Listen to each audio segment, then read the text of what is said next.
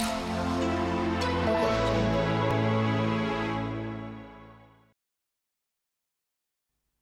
So, hi, good morning. All good. So, the last thing that we discussed was the parliamentary reforms of 1909. So, there is a little bit remaining after this part. Already, we have mentioned that majority of the extremist leaders they were arrested and they were put into the jail. So now is the time that we need to talk about that. What was the reaction of the moderate leaders when this Government of India Act or Indian Councils Act 1909 has been affected. So, what must be the obvious reaction? Satisfaction or dissatisfaction? Obviously, dissatisfaction. And moreover, they will feel that whatever way they cooperated with the British authority, they were cheated. Okay, so they were cheated. So the obvious reaction was that they did not like the separate electorate.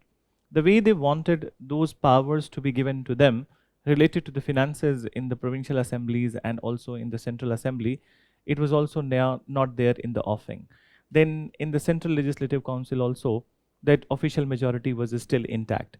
So they felt that whatever assurances they were given, and these assurances are falling short. Then so they were falling short, and then moreover they asked about the reforms to then Secretary of the State Morley, and Morley said that he will not initiate any kind of parliamentary reform in India right now. So he he clearly mentioned no to them. Now their disaffection was growing, and they sent many such letters to the British Parliament and then British monarch also. So now there was a discussion in the Britain that at least something needs to be done in this regard, so that they cannot disaffect the moderates in such a way that it will be difficult in the upcoming phases then for British authority to go ahead with their policy. So now what they did, that in 1911 Grand Delhi Darbar was organized, and for the very first time British monarch is visiting India.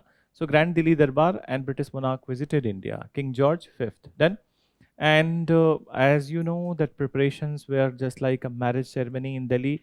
And in this Grand Delhi Darbar, so King George V, he made some announcement. What was the announcement? So very first thing, that annulment of the partition of Bengal. Okay, but then with terms and conditions apply. Then every time when they are going to concede to the Indians, this conceding is not without some sort of terms and condition. What does it mean? That terms and condition was that two other states would be created, Bihar and Odisha. So Bihar and Odisha would be created. And what was the logic behind it? So when you look at the West Bengal and East Bengal was the Muslim majority population, okay? And West Bengal was, when you look at the population, so West Bengal included Bihar and Odisha also. And when we look at the population of the Bihar and Odisha, so majority was the Hindu, okay? Majority was the Hindu. Still in the West Bengal part, good number of the Muslims were there. Then so they wanted that this particular part, if Bihar and Odisha is removed from that particular part, so then in West Bengal, okay, the today's West Bengal, there would be good number of the Muslims, and then they can play the politics of the communalism. Then so this was the idea, and that's how it was announced. Then the last decision was transfer of the capital of British India from Calcutta to New Delhi. So this was also one very important decision. Why? Majority of the national movements, they have emanated from the Bengal then, and Bengal was the epicenter of majority of this movement.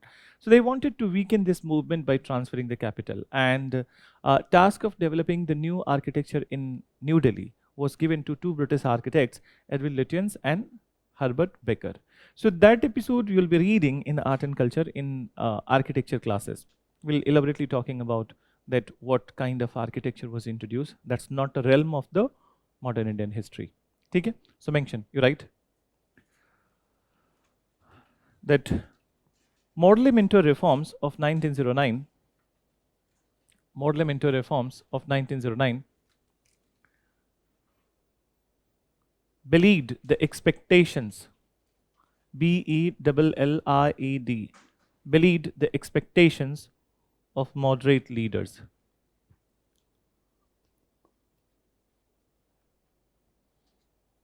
Expectations of moderate leaders. Full stop. They were highly disenchanted. They were highly disenchanted with the provision of separate electorate. They were highly disenchanted with the provision of separate electorate for the Muslim masses.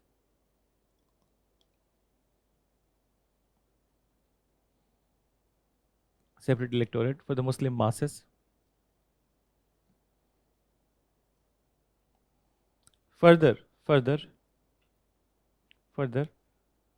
their hopes of getting more political rights. Further, their hopes of getting more political rights were also dashed to the ground. DASHED, dashed to the ground. Full stop. Then mention after it. There, no. 1 minute. Okay. They asked questions to then Secretary of State Morley. They asked questions to then Secretary of State Morley about introduction of parliamentary form of government in India.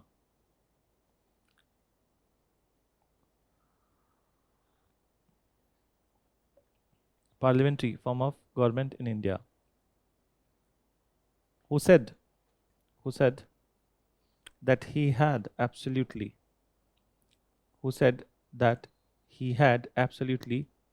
no intention. He had absolutely no intention of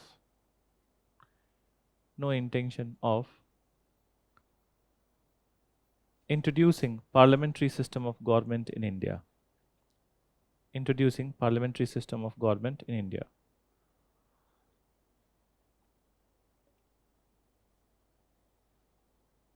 Government in India. Then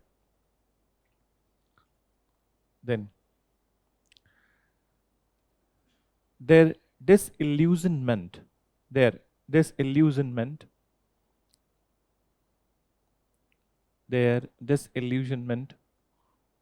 was very well conveyed to the authorities in Britain.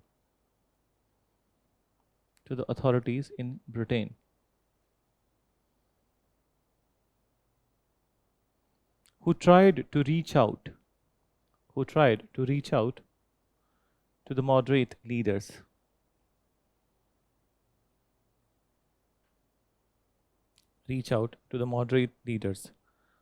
Then mention, paragraph change karo, right? In 1911, Grand Delhi Darbar. In 1911, Grand Delhi Darbar was held.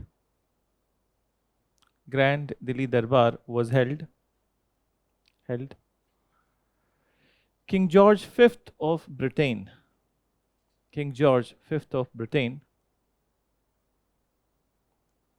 Visited India.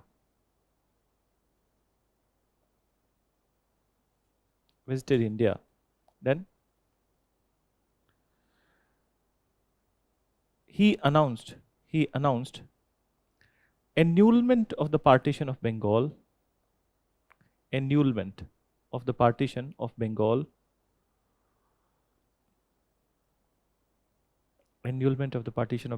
But with the creation of two new states, that is Bihar and Odisha.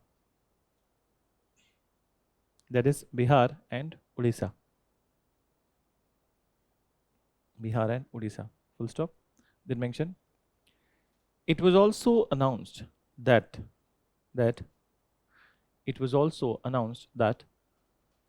capital of British India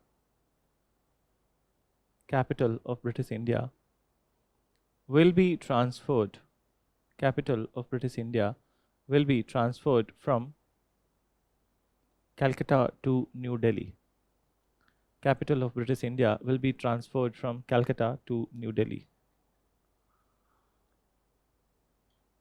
Then mention the task of developing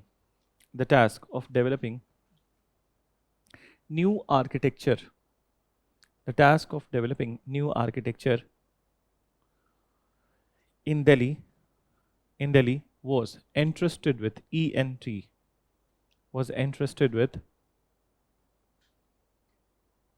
two British architects,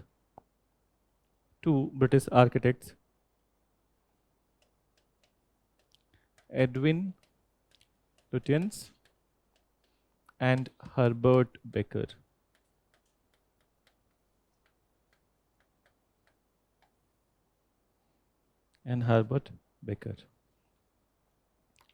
So this is what is the first episode. Okay. So this is what is happening till 1911, and there are two more things that we need to discuss at this point of time. That on one hand, Swadesian boycott was there. On the other hand, revolutionary nationalism is also taking shape, and moreover, before going into the revolutionary nationalism phase one, we just need to see that where is Gandhi, okay, what he's doing then. So Gandhi was in South Africa. So we need to talk about this episode, and then after revolutionary nationalism, after the revolutionary nationalism, we'll come back to the home rule agitation part, whereby Tilak has been released from jail. He has come back to India by 1915, 1914, and then he is taking steps for the political activity and also for uniting the two factions of the Congress. And at the same point of time, Mrs. Annie Besant is also enticed to launch a movement. So after that episode would be the home rule agitation. But then when we talk about the revolutionary nationalism phase one, so in this phase one, culmination happens with the Ghadar movement. Okay? So let's start with the Gandhi in South Africa.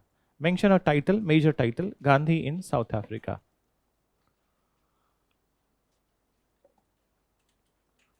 Gandhi in South Africa. So now there are few questions which I would like to ask. And this is the early career of Gandhi, okay, that in South Africa. So basically, we all know that Gandhi was born in Porbandar, Gujarat, okay, and in a middle class family. They didn't had crunch of the resources done, but then at the same point of time, they were not affluent also. So there was enough to read, write, and live the life in a better way. Then his father was a Munsi in the Rajkot, and they had the resources. Moreover, Gandhi, after the death of his father, okay, he has got an opportunity to study law from England then, and he has gone to study law from England. When he returned back from the England, okay, so he was literally unemployed. He was not getting any case to fight for. But then finally he got a case in South Africa to fight for, and then in relation to that case he has gone to South Africa. But then I think this we have said that Gandhi's opinion about Great Britain, okay, or United Kingdoms was very different by this point of time, because when he has started from India to Britain, so there might be some sort of premonitions, but then all of them were washed away because he did not found any discriminatory or major discriminatory things over there. And moreover, he did not felt racial discrimination in a big way over there. So the nominal way where what happens in the Indian society or any society was there, but not in a major way. So he developed an attitude that there is a free environment then, and there is a justice in this country. But then this entire color about the Great Britain was also washed away when he was in South Africa. So how he got this case in the South Africa? This was the case of the Dada Abdullah, who was a Gujarati merchant in South Africa, and to sort out his legal problems, he has gone to South Africa. But before moving ahead, since we are going to talk about the Gandhi for the very first time, for writing purpose, so you tell me that what were the guiding lights of the Gandhi? Okay? So first of all, that very first question I'm asking, that who was the spiritual guru of the Gandhi? Yeah, please tell. बताओ बताओ, कोई बात नहीं. Yes, हाँ. Yes? Gopal Krishna Gokhale. This is what you guys are saying. So, that spiritual guru of the Gandhi, Gopal Krishna Gokhale. Now, second question I would ask, who was the political guru of Gandhi? So, this is what you need to note down. Okay? That not note down means note down in your mind. Look at the wordings of the questions. Okay? Very often we have, this is what I say, that we have a premonition that Gandhi is associated with the Gopal Krishna Gokhale. Okay? This is what is commonly, widely, very much available on all the medias. That's not wrong, but that's not true also. Gopal Krishna Gokhale was his political guru. What spiritual attributes are there with the Gopal Krishna Gokhale? Do you emphasize on the word spiritualism? Is he a Mahatma? Is he a priest that he would be guiding him spiritually? No. Okay? You could say that if at that point of time, if there would have been Swami Vivekananda, so he can be a spiritual guru. Okay? But Gopal Krishna Gokhale is a politician. Then he cannot be a spiritual guru. So apply your mind. Then, so the spiritual guru of Gandhi was Rai Chand Bhai. He was a Jain monk. Then, so he was a Jain monk. Moreover, when what are the major strategies of the Gandhi? Major strategies of the Gandhi: non-violence, ahimsa, okay? Satyagraha. Which religion emphasizes on the ahimsa? Jainism. Okay? So basically, Gandhian version of the non-violence was very much inspired and motivated from the Jainism. Okay? Which religion emphasizes on the Satya? All religions emphasizes, but then in the pledges of the Jainism, you'll be reading in culture part that there are 5 pledges of the Jainism. Okay? Ahimsa, Amrusha. Okay? What is Amrusha? Satya. Okay? So Gandhian model of the non-violence or ahimsa and satya were inspired from the Jainism, and it was actually inspired from his guru Rai Chand Bhai. Okay? It was Rai Chand Bhai because of whom he got this case in South Africa. Otherwise, he was not going to get anything. Okay? So because of his contacts, he got this particular case to fight for in South Africa. Then Gandhi has gone to South Africa, and in South Africa, he was there for 4 or 5 months. He believed that in 4 or 5 months, whatever time it takes, he will be solving the problem of Dada Abdullah and returning back to the country. But then while his stay, a short stay in South Africa, he observed many things in South Africa. First of all, he observed that there were 3 types of Indians. Okay? So 3 types of people, particularly Indian nature. So first he observed, very first type is the indentured labor from southern India. Okay? So indentured labor from southern India who are working on the mines in the South Africa. So basically the gold mines, okay, then diamond mines and the coal mines. As you know that South Africa is the hub of the diamonds. Then Bloemfontein is known for this particular diamonds. So they were working in these all mines. Then the second is the children of these Indians who were born in South Africa, they have never been to India. So as you must have started, I think ab tak to start ho gaya, 10 classes of polity done or 7, 8? 7, 8. फिर भी citizenship start हो गया है क्या? You haven't started. Whenever you start the citizenship, so in citizenship you read about that how do we acquire the citizenship of a particular country? By birth. Okay? By birth. So one of the way is the by birth.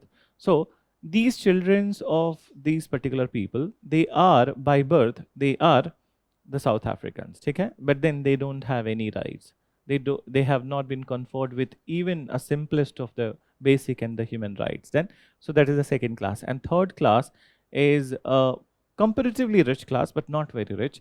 Gujarati Muslim Mehman merchants. Okay? So Gujarati Muslim Mehman merchants, these were the 3 class. In fact, even till this date in South Africa, there is a very large Indian community. Then, and I don't know that you have heard or not, during the COVID period only, I think in the beginning of the 2022 itself and in the end of the 2021, there was a protest and movement organized by the Guptas of South Africa. Have you any idea? And Jacob Zuma was the president. Dekhna, it was very interesting that Guptas in South Africa, there are, and Guptas, you know, it is the Indian caste, all of us know that Indian caste of the Bania, and moreover, they are very influential, they are very good in trading. So they are very influential over there in the South Africa, and Jacob Zuma, he has some sort of support. So then some sort of movement and some sort of protest started at that point of time. So these were the three classes in South Africa. Now what happened? Okay, all the three classes had the same problem, that they didn't knew how to challenge the British authority. Then they all of them were highly discriminated, and they didn't had even an ounce of idea that how to challenge the British authority. One of their main problem was the language. Then so the language, that they were not well versed in the English, and then they were not knowing that how to challenge. Moreover, their discrimination which was happening to them, they accepted it as a way of life. Then obviously this is what happens, that when you don't know how to contest the people, so then what you do कि जो नसीब में लिखा है वो accept कर लो, ठीक है? So this is what was happening to them.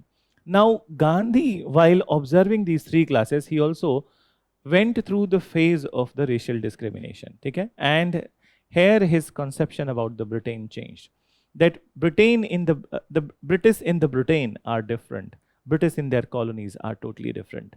So what was how he felt humiliation? First of all, he considered himself to be very intellectual, that class of intellectual and educated person who has his own rights. And then he purchased the ticket of the first class apartment in the railway, okay? So first class compartment in the railway. And then when he boarded the train, so there was one white man who complained about his presence. So then the ticket collector, he threw him out of the train. He bundled him out of the train. And then what happened? When he insisted that he has purchased the ticket, he was talking about his rights. So then they maintained that these rights are farce. Then they don't run over here. Then after so much of insistence, he was allowed to travel, but that too on the floor in the driver's box. Okay? So in the driver's box. Now he reached to Johannesburg. In Johannesburg, he started searching for the hotel, and all the hoteliers looking at his attire, his skin color, his facial features. So they all refused to give him a room. And all of them were saying that rooms are completely full. There is no vacancy. Then he had to spend his night at the railway station. So he felt that what is racial humiliation. And then after he himself was humiliated, he developed empathy towards the Indians. So he asked them that if they are interested, so he will be teaching them English, and then they can contest to the British authority. So this is what was happening.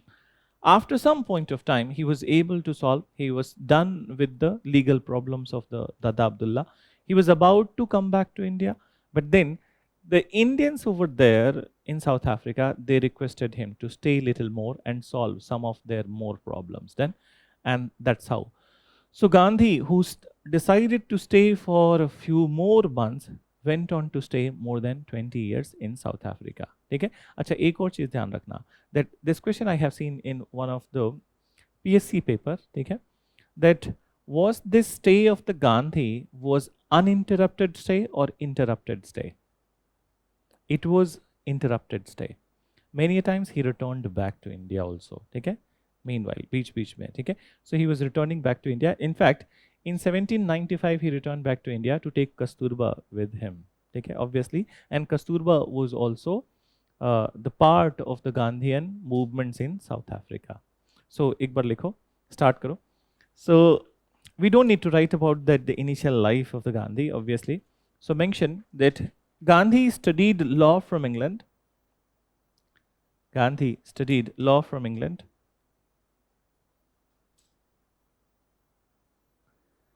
And in 1893,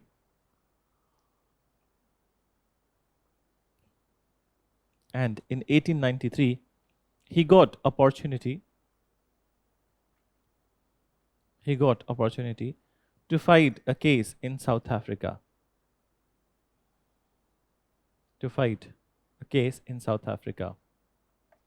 And then mention he landed at Durban to sort out, S-O-R-T. He landed at Durban, D-U-R-B-A-N. He landed at Durban to sort out, S-O-R-T, to sort out legal problems of his client, Dada Abdullah.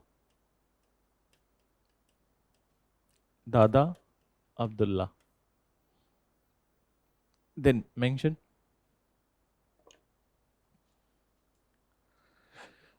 During his stay in South Africa, during his stay in South Africa,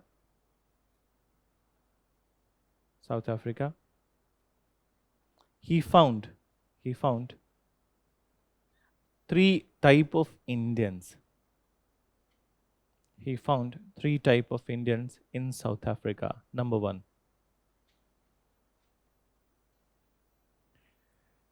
indentured labor. Indentured labor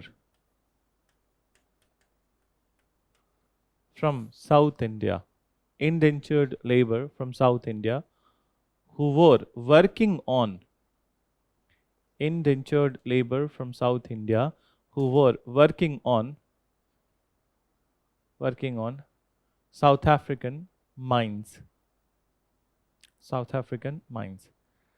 You remember we had a discussion in 1833 about this indentured labor and everything, upliftment of slave, remember? And then we talked about some of the symbols of the crops, agricultural crops, which are the symbols of the slavery. You remember? What were those crops? The number one was sugarcane industry and cocoa, okay? In fact, even this information you can also use in the railway development in the other countries. I told you on that day that which areas the cocoa pods were generated or cocoa pods were grown. That Congo Basin, okay? Ivory Coast, Ghana, these all places. And these all places, the railway development has happened only for this. In fact, you remember that cocoa pods became the symbol of the slavery, okay? This is what is the socio-economic condition which has been casted over there. So this was also one of the impact of the development of the railways. In fact, the resources of the Africa, they were taken by the British to develop a chocolate industry in the Europe. Then, in fact, this was also the part of the discussion. You remember that we said that Switzerland, then, which is considered to be the best location for the chocolate industry. Then, so best location for the chocolate industry, it does not have the ingredients except the milk. Okay, except the milk. Then, so the dairy industry is good. Milk goes into the making of the chocolate, but the sugar cane, okay, it comes from India, it comes from Fiji, it comes from Mauritius, it comes from, in fact, Fiji is one of the best location for the sugar cane. Okay, sugar cane plantations of the Fiji are one of the best. So as Mauritius, so as Madagascar, so as Congo Basin, then, and so as the chocolate, then that cocoa pods. So these all agricultural crops that people rather than, ठीक है, देखो interlink हमें बिठाना होगा, ठीक है, कहीं पे एग्जैक्टली ना किसी किताब में मिलेगा और ना ही कहीं पे नोट्स में. Whatever you have studied and understanding that you have developed, you can connect. So for example, that revenue settlement में, you remember that we talked about commercialization of agriculture, and one of the impact of the commercialization of agriculture was that, in fact, you can incorporate in the railways also, that commercialization of agriculture promotes only cash crops. Then, so what it leads to? Scarcity in the food grain. Scarcity in the food grain, and scarcity in the food grain, obviously the inflation would be high then, and people will be reeling under the pressure under the inflation. Then similarly in all the countries where the railway development was happening, it was happening on the cost of the incomes of that particular people, and then these were all targeted at the cash crops. Cash crops were promoted, they were going to the Britain. So this way you could have incorporated some of the parts.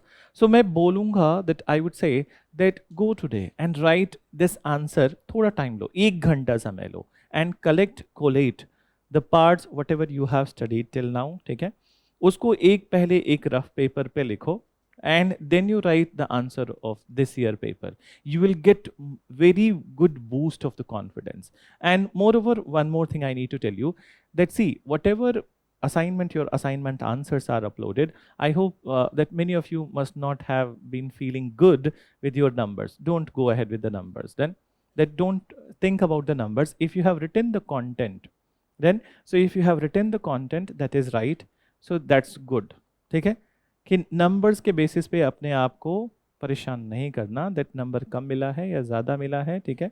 So I hope most of your evaluated sheets are already uploaded, all of you, ठीक है.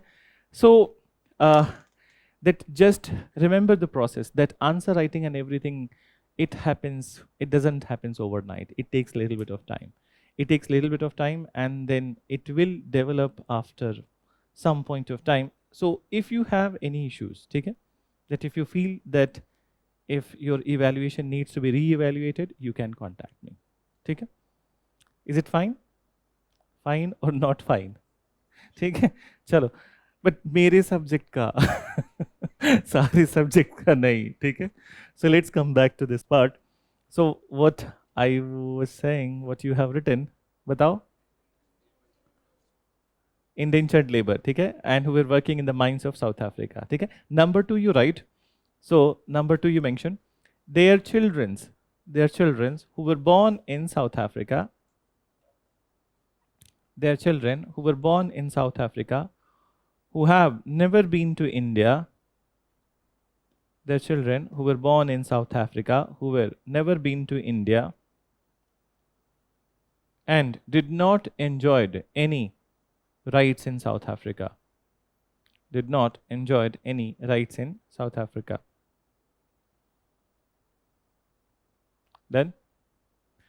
Then next point you write after this, Gujarati Muslim Mehman merchants. Gujarati Muslim Mehman merchants.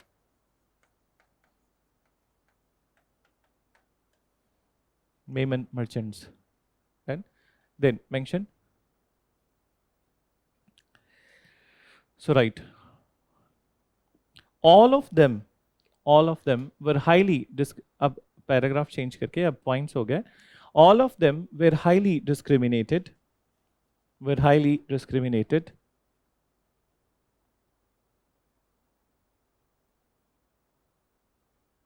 and were treated as slaves in South Africa.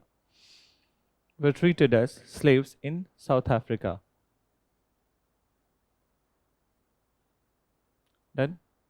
Then mention treated as slaves in South Africa.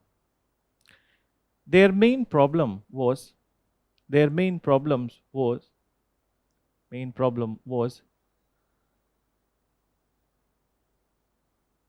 incompetency in English language. Their incompetency in English language.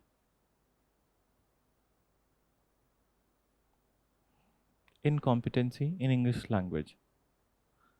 As such, they didn't knew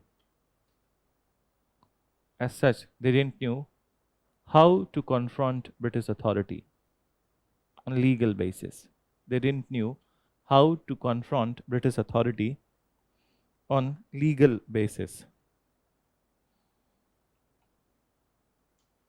Then they accepted slavery as the way of life. They accepted slavery as the way of life.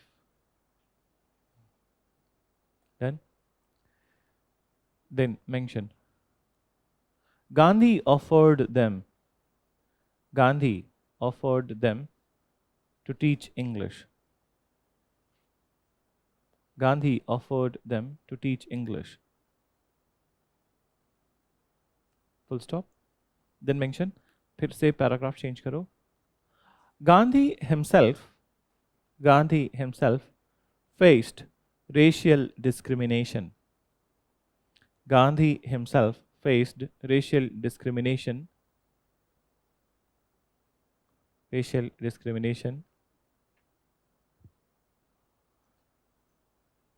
in South Africa. So you write 2 instances or instance basically mention.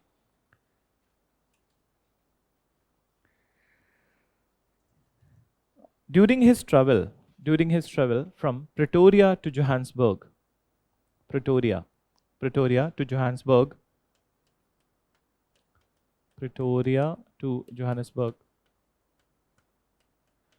he purchased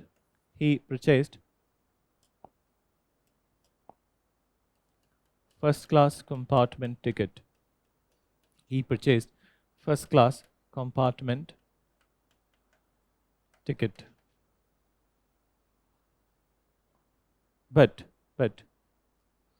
first class compartment ticket, but he was bundled out. He was bundled out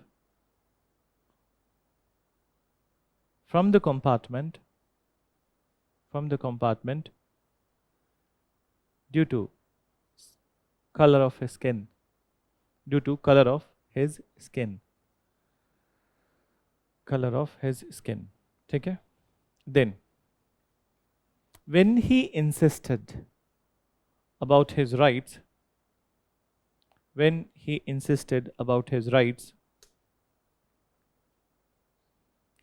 he was forced to sit on floor of the driver's box. To sit on the floor of driver's box. Driver's box. Then second instance you write, this was the first instance. Second you write, mention, once he landed in Johannesburg,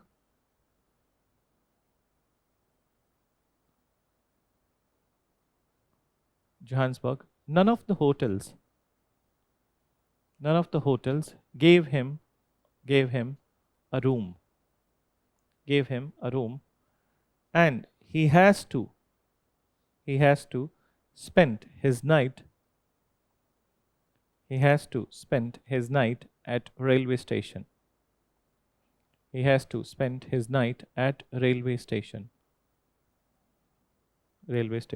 Then that's one part. Then mention, with these two incidents, Gandhi completely understood racial discrimination.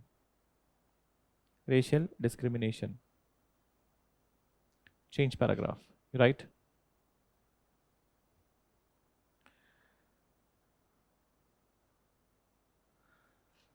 After solving the problems of his clients,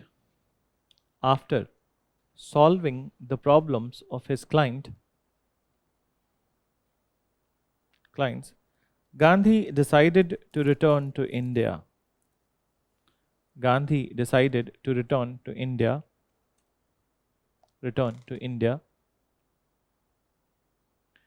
At this time, Indian community in South Africa requested Gandhi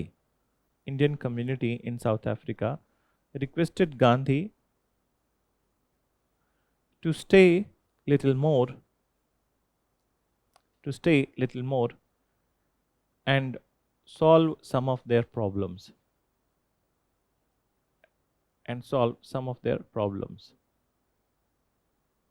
As such,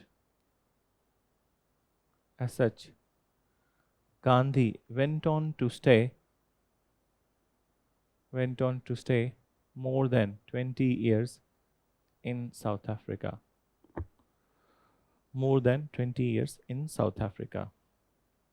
Then, so now listen that there were two phases of the Gandhi in South Africa, and it is very much coinciding with the phases which are there in India. So when we say that 1885 to 1905, that was the moderate phase. So the Gandhian politics from 1894 to 1906 in South Africa was also the moderate politics.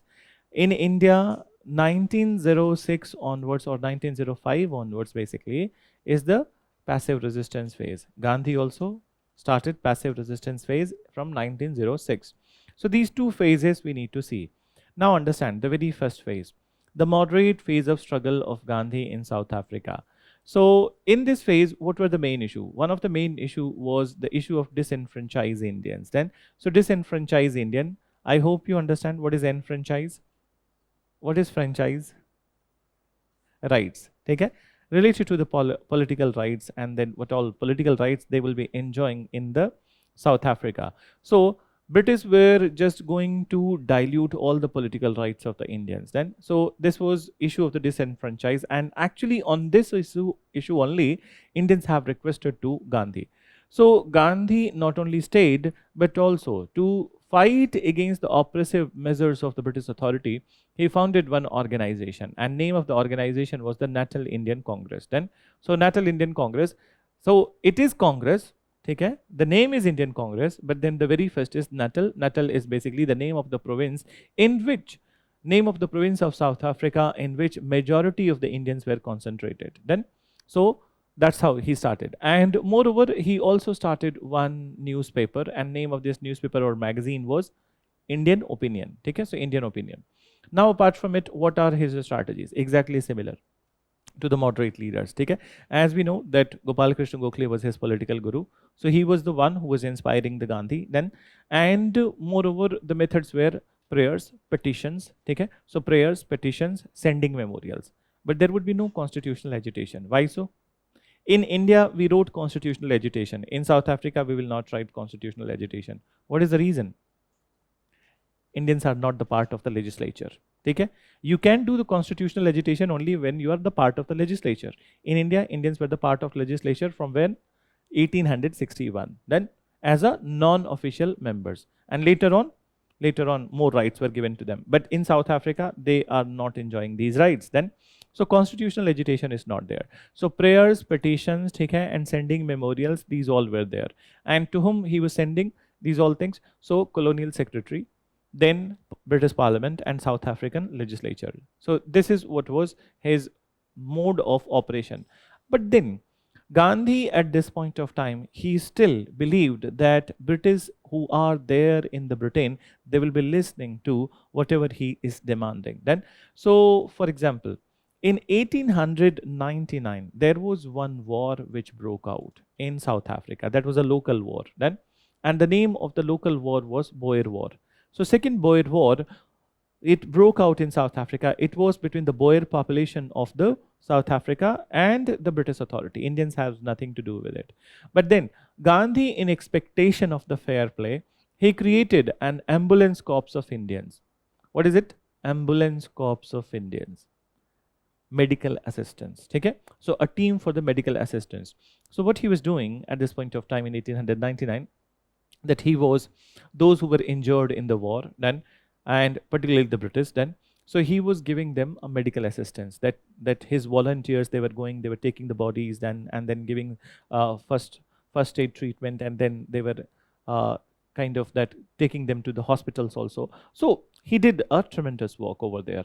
But then after, what happened, so he was expecting that more rights would be given to Indians, but then British returned the favor by only a title. And what was the title? Kaisar-e Hind. Okay?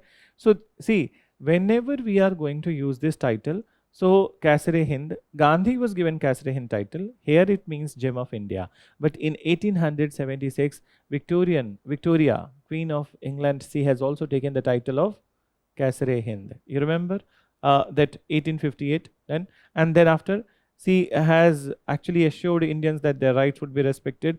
In this regard, only in 1876, she has taken the title of Kaisar-e Hind, which means Empress of India. Then, so at different location, meaning of the Kaisar-e Hind would be different. Now, another thing, a question to you: was Gandhi a racial person? All of a sudden, a very different question. Was Gandhi a racial person? Yes or no? Who all said yes? Batao. So see that if you say yes, so then it has to be backed by some fact. What is the fact? Huh. He was racial.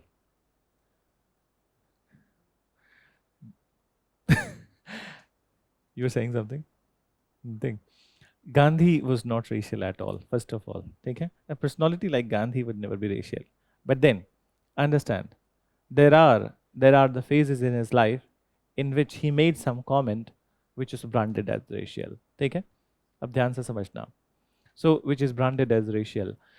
So, and I'm just connecting it to one of the very recent phenomena. Just before the COVID, it happened in Africa only. So, in 1906, this was the phase of the Gandhi moderate phase. Till this point of time, he was expecting that there would be a fair play from the side of the British authority. Then, so in Boer War, he helped them. Okay? He gave them medical assistance. He's not fighting for them, but humanitarian work he's doing. Then, And then what he got? He got a title. He wanted more rights for Indians, but he got a title. Then once again, there was one more war, okay? And that will be writing in the end, the Zulu War, okay, in 1906. So Zulu War was also the local war in South Africa between the British and the local Zulu population of the South Africa. The fight was very fierce. At this point of time also, Gandhi created ambulance corps of Indians then, and he expected that there would be at least some sort of return of the favor, but then there was no return of favor then. So Gandhi was frustrated at this time, and he made a statement then. So he made a statement, though we need to understand his intention. So he made a statement, what he said, that we Indians are better and more disciplined than the black people of South Africa. Okay? Than the black people of South Africa. On one hand, we follow all the instructions of the British authority. We never go wrong against British authority. But on the other hand, South African population, the black population of South Africa, it is always a nuisance to the British authority. But then rights are given to them. So he was just referring to one situation. The use of the word black was actually not a derogatory for the people, but it was just to make a comparison between the Indians and the South African. In fact, Gandhi himself was not a very fair person. Okay?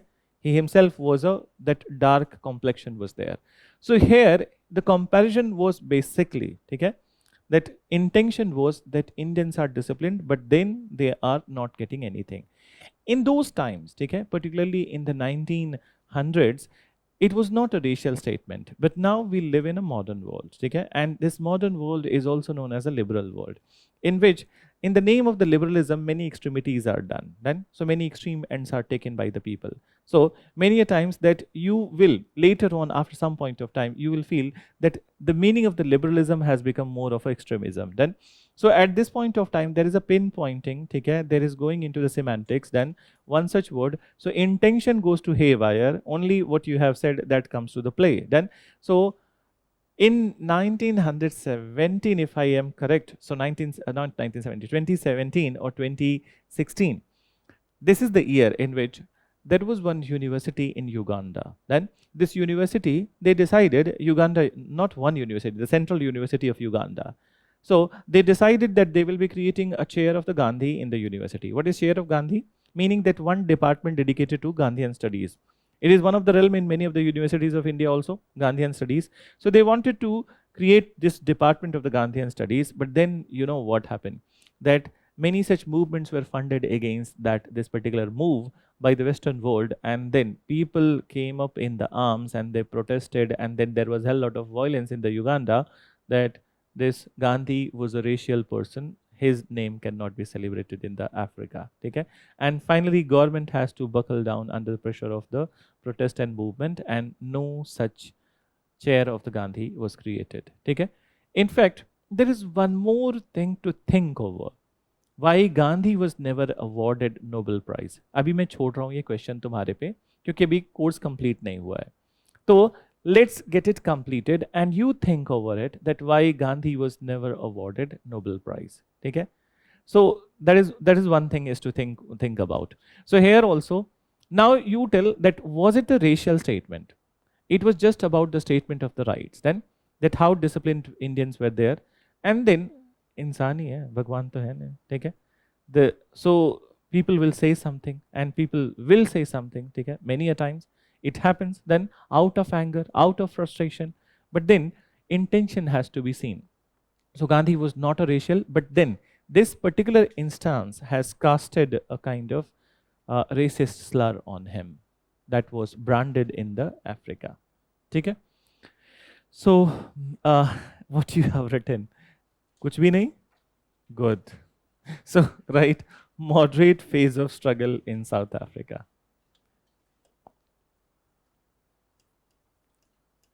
Moderate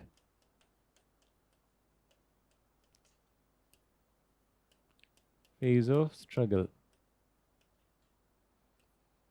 1894 to 1906.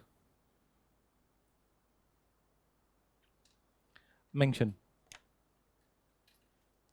The main issue at this time, the main issue at this time, was the legislation targeted, was the legislation targeted to disenfranchise Indians, to disenfranchise Indians in South Africa. Disenfranchise Indians in South Africa. Sorry. Then mention after it. Disenfranchise Indians in South Africa. Full stop. Gandhi adopted moderate methods at this time. Adopted moderate methods at this time, that is prayers, petitions, and memorials, prayer, petitions and memorials to South African legislature,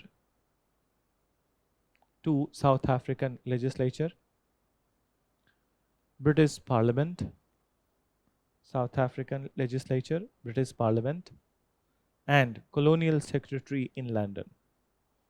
Colonial secretary in London.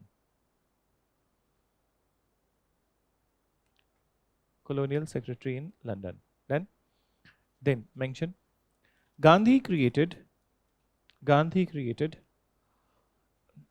Natal Indian Congress, NATAL.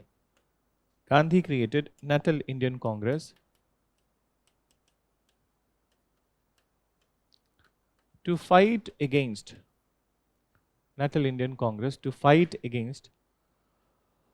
oppressive measures,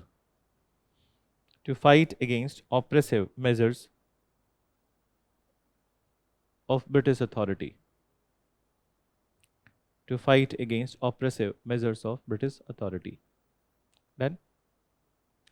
Then he also released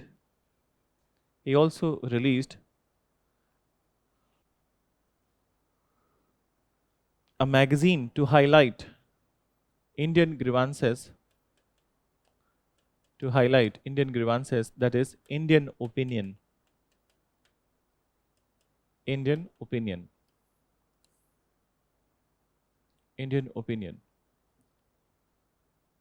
Mention during Second Boer War,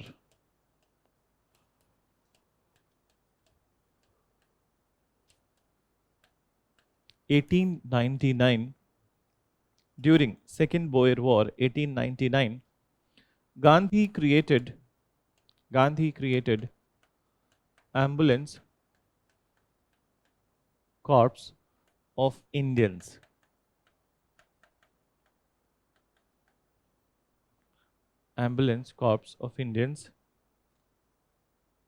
To provide medical assistance, to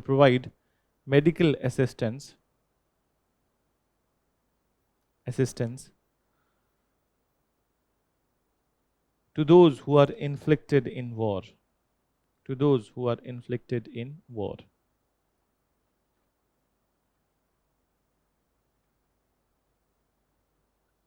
Full stop. In return, Gandhi was conferred with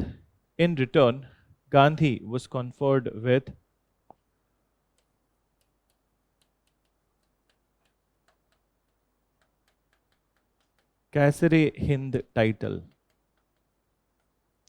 Gandhi was conferred with Kaisar-e-Hind title.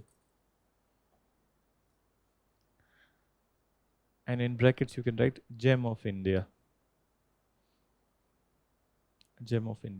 Kaisar-e-Hind title. Full stop. Once again in 1906, during Zulu War,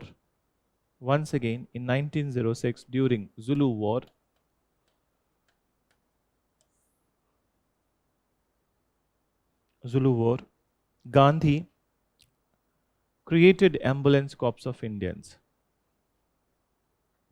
created ambulance corps of Indians, but but this time but this time British British did not return the favor. But this time British did not return the favor. Done? So this is what is about the very first phase of the Gandhi. Let's talk about the second phase. Okay? So mention second phase of Gandhi is called as passive resistance or Satyagraha phase. So write the title, passive resistance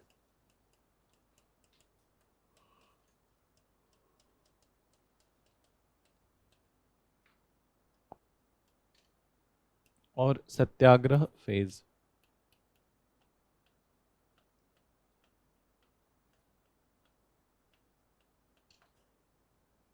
1906 to 1914. So now listen, that when it comes to passive resistance phase, the second phase, so here also I would like to ask few questions to you, but before that I need to define what is Satyagraha then. So basically what is Satyagraha over here, that a Satyagrahi is a person, we'll be writing but just listen, okay? A Satyagrahi is a person who will never bow down before any evil or unjust law. That he will be fearless, okay? He will be fearless, he will be courageous then, and he will not resort to the violence, okay? So he will not resort to the violence. So this is what is there in the Satyagraha. What is evil and unjust law? See, just by the nature of a administration of a country, of a place, of a community, okay, if something which is legal, it does not mean necessarily that it will be moral and ethical. There would be the laws who are not at all legal, who are not at all, sorry, who are not at all moral, who are not at all ethical, and who are not at all justified on the grounds of the humanity, okay? So n number of the laws can be enlisted. You can give examples, and I hope you know, I'm not asking, but I hope you know that large number of the laws and the legal statutes which are not at all ethical, then all over the world, if you see, so you can find examples. So for example, that in those countries, okay, in those countries where basically the human rights are violated, then, and in fact there are the legislations which are mentioning that this is what can be done to the people, if they are resorting to the other ideas. So Gandhi was saying this thing, that if any law which is unjust or evil, so we will not follow it. Okay? So we will not follow it. And moreover, who will not follow it? Satyagrahi. He will stick to the truth. He will be non-violent. He will be fearless. He will be courageous. Even if he is beaten, he will not resort to the violence. Now, you tell me that what was the birthplace of this Gandhian idea of the Satyagraha? Birthplace of the Gandhian idea of the Satyagraha. No idea? Okay? Let me ask few books to you. Tell me some of the books which were inspiration to the Gandhi, which actually in this phase, we are talking about the South African phase. So it shaped the personality of the Gandhi. Then the way he is going to organize himself or operate himself in the upcoming decades, and he operated in South Africa. So what were those important books which shaped his his methods, his personality? Which one? Very good, exactly. That was the one which we'll be talking about. So very first is the Bhagavad Gita. Okay? That when it comes to Gandhi confused between dharma and adharma. Okay? So he always referred to Bhagavad Gita. That what is dharma, what is adharma. Then, and it kept the focus of Gandhi very straightforward. Then that he was never, whenever he was feeling that he is getting confused, he is getting diverted, so then he took inspiration from the Bhagavad Gita. That was the first book of his life. Then the second book of his life, which was actually also transformational from him, it was the book of the Leo Tolstoy. Then what is the name of the book? Have you heard about Leo Tolstoy, a Russian scholar, very famous Russian scholar? What is the name of his most famous book? War and Peace. Okay? But this is not the one which inspired Gandhi. So War and Peace did not inspire the Gandhi. The Kingdom of God is Within You is the name of the book which inspired Gandhi. Okay? So Leo Tolstoy's book, The Kingdom of God is Within You, and the last one, okay? the one he said, Unto This Last, written by John Ruskin. It's a very small book. Okay? It's not a very elaborate book, hardly 70-80 pages were there. Somebody gifted this uh, particular book to Gandhi in South Africa while he was traveling in the train. And then he was highly inspired from this book. So this book of the John Ruskin, okay? This book of, and don't get confused, exam में ना John Ruskin के साथ नीचे में एक option जरूर देते हैं वो लोग, रस्किन बॉन्ड, ठीक है? तो don't write Ruskin bond. Ruskin bond साहब अभी भी अलाइव हैं. ही लिव्स इन उत्तराखंड, ठीक है? And I think he lives in Nainital. So, and he has authored many beautiful poems and the poetries. So that's a different one. So here John Ruskin. So he authored Unto This Last, which inspired Gandhi, and moreover, Gandhi created Phoenix Form in this stage. Phoenix Form in this stage in South Africa, and it is said that Phoenix Form was the birthplace of the Satyagraha. This is the place where Gandhi was training his cadre of the Satyagrahis. But then Gandhi created one more form in South Africa.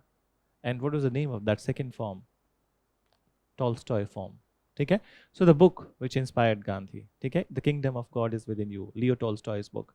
So he created Phoenix form inspired by Unto This Last, and then Tolstoy form inspired by Kingdom of God is Within You. Moreover, what was the Tolstoy form all about?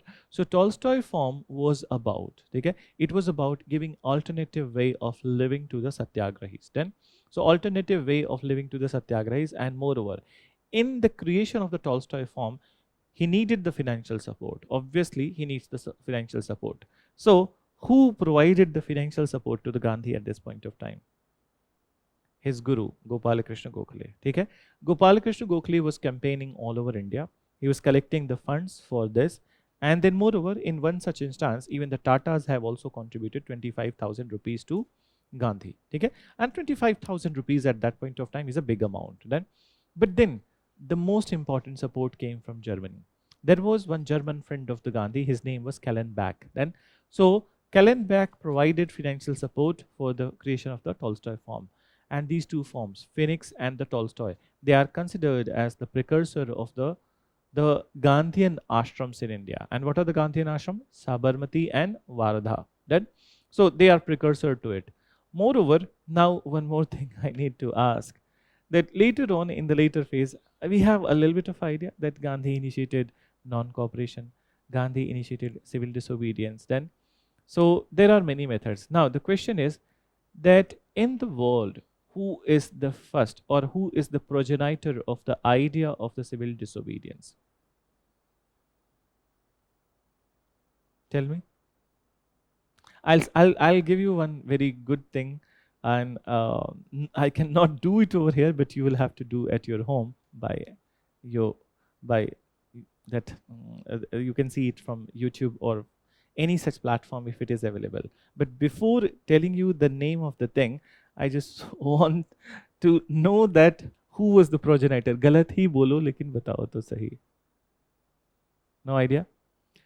Gandhi was not the progenitor of the idea of the civil disobedience. Okay? It was an American thinker. His name was Henry David Thoreau. So Henry David Thoreau was in the theory. In the theory, he gave civil disobedience idea. Then, in practice, Gandhi was the first person. So in theory, for the very first time, it was given by Henry David Thoreau. But in practice, Gandhi was the first person to implement it. So Gandhi was also inspired from the Henry David Thoreau's idea of the civil disobedience. You must be thinking, Henry David to likh loge, Thoreau how will be writing? So it's just like Rousseau's spelling and then other people's spelling. Now, what I wanted to tell you, I'll tell you to see one movie, to watch one movie. Okay? It will be a good kind of off from the classes. वैसे तो तुम्हारी off नहीं है classes. Sunday को है? Sunday है ना? So even today also you can watch if you get time. The name of the movie, anyone who knows? It will help you a lot in your ethics paper actually. Not just in modern Indian history. Modern में थोड़ा सा कम usage होगा, but it will help you a lot in your ethics paper. And the name of the movie is The Great Debaters. The Great Debaters. And it was an Academy Award winning film from US then. And I'll tell you a little bit of story. पूरा नहीं बताऊंगा, नहीं तो movie देखने का मजा खराब हो जाएगा, ठीक है. The story is all about the discussion and the debates, the debate symposiums which were happening in the New York University, okay? And New York University was always the victorious then. And as you know that there are two Americas, just like there are two Indias, there are two Americas. When the America of the whites and the America of the natives then. So South America, Texas then, and Dixie region then. So this is basically the America of the Americans then, and the vote bank of the Republican Party, and the America of the whites, vote bank of the Democratic Party. What is the symbol of the Democratic Party of America? Gadha. Donkey. So, yeah, it's interesting, na? But then it's America. You never know that what they will be doing. So this debate is all about the two regions. I'll not tell you the things in this one, but one of the major focus of this debate was the Gandhian methods of civil disobedience. Then, and they have used Gandhi a lot in this debate. So if in today's time we are loosening our hold on the Gandhian principles, or we are loosening our hold over the respect to the Gandhi, so we need to see this thing, that when the world celebrates, we don't need to be critical. To alag cheez hai. What is being seen in society today, that people have become abusive. Such extreme ends people have gone to, that people have become abusive. See, you can be critical to somebody, that's very fair. We must be critical. We are always critical to our family members then. We are always critical to our mothers then, but then we are also very closer to our mothers then. So being critical to somebody is different thing. Being abusive is altogether not required. And I'm not talking about your batch. In many of the batches, when I'm asking any question related to the Gandhi, that particularly the online responses are highly abusive. I don't know that how they will become the civil servant. If this way they will be writing the answers, so how they could have written the answers between Gandhi and Tagore? They would have written on one side, Gandhi side abuses, on the other side something else then. So counter abuses. So you cannot write answers by abusing somebody. And moreover, before saying anything to Gandhi or any of the nationalists of that point of time, take 1 minute to think that have you suffered even one day in a jail? And I bet on it that even if you have gone to one day in a jail, it must have been from some other purpose, for violating some rules, regulation, and then some other stuff, not for the cause of the nation. So these people, Gandhi, who languished in the jail more than 10 years then, Jawaharlal Nehru, who languished in the jail more than 9 years then. So asking their integrity at the time of the freedom and independence, it is just non-acceptable. So be critical to these personalities, their policies. Critical means that their policies, their initiatives. Gandhi can be criticized on non-cooperation, why he withdrew. Gandhi can be criticized at many a times, but then he cannot be abused. Similarly, Jawaharlal Nehru can be criticized at many places. Then he can be criticized on the China policy, but does not mean that he will be abused on that. Then similarly, all the prime ministers of India, similarly, all the presidents of India, all the important authorities of India. So we need to be critical, we don't need to be abusive. So ये अपने दिमाग में रखना answer लिखते वक्त. Then because personality जो तुम्हारी है ना, वो कहीं ना कहीं तुम्हारे आंसर में आ ही जाती है. Then so if it comes into your answer, so then obviously then you will be removed from the process, because this exam is more about the neutral stand of yours and looking the things as it is, then having a spine with you, okay? Not siding with what is wrong and always siding with what is right. So I will not preach much on it, but then Gandhi वाले episode पे ऐसा होता है. मैं मतलब लगभग 4 साल से देख रहा हूँ. I don't know what has gone wrong in the society that this has become. And लोग ना intellectualism के चक्कर में ये समझते हैं कि गांधी को किसी को गाली देना is a kind of an intellectual thought. So it is not. So let's come back to this part. So what we were talking about, that Henry David Thoreau's idea was a civil disobedience, and Gandhi incorporated, and that's how Gandhi perfected all these methods in South Africa before coming to India. So listen, in the second phase, what is happening. So these all forms he created, and moreover, there were 3 main issues at this point of time. Okay?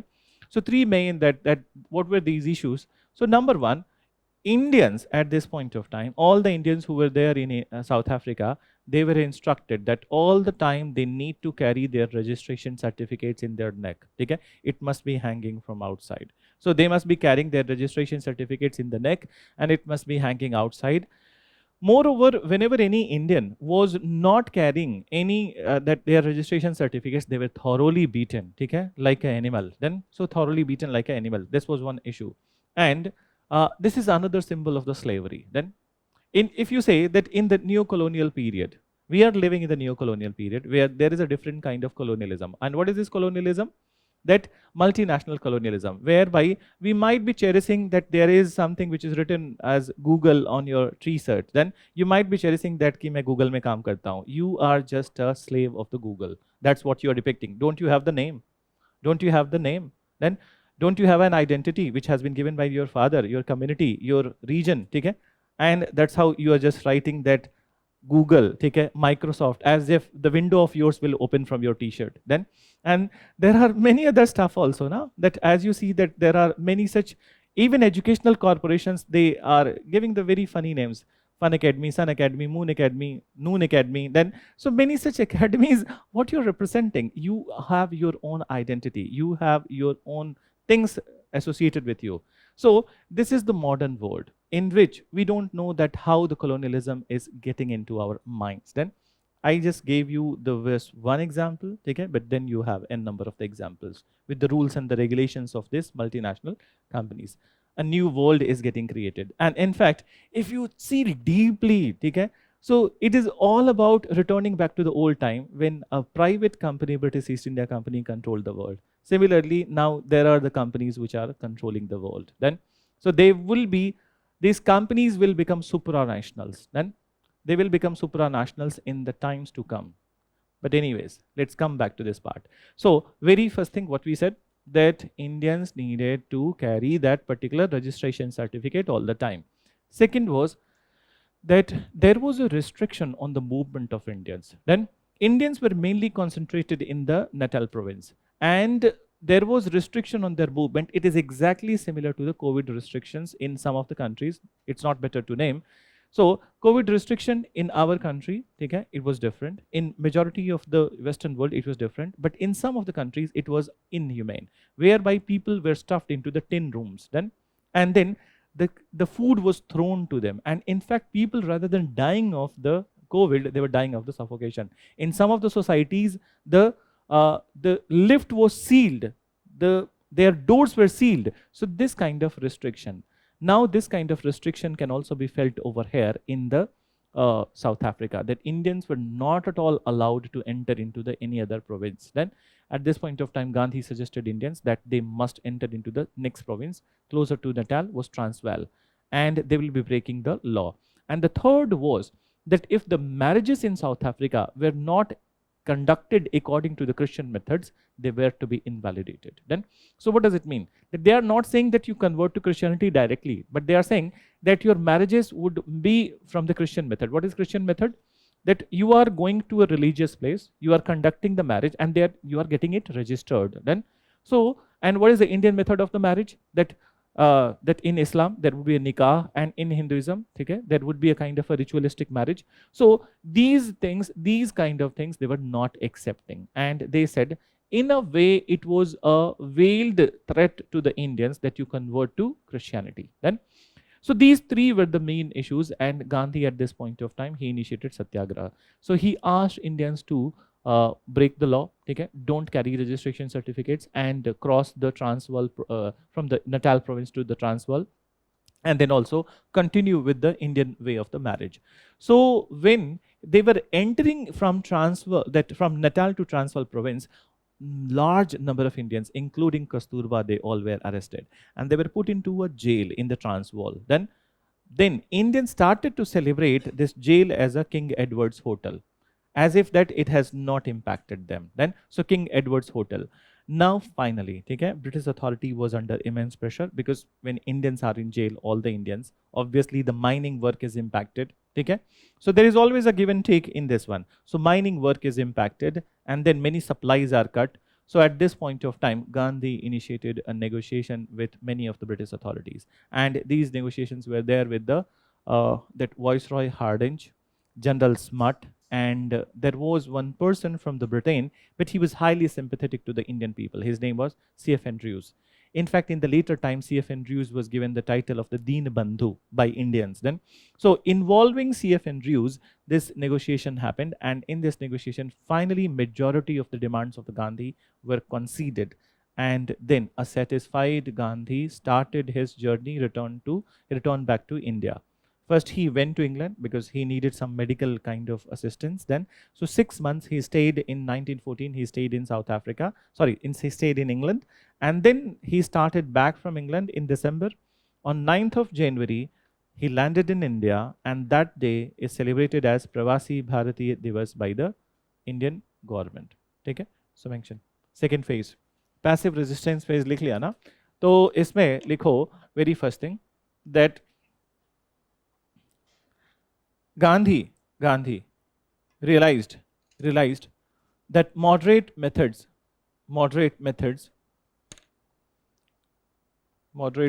will not do any justice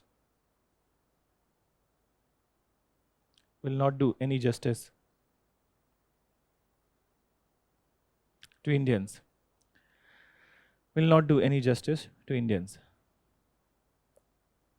Then mention, he decided to launch Satyagraha.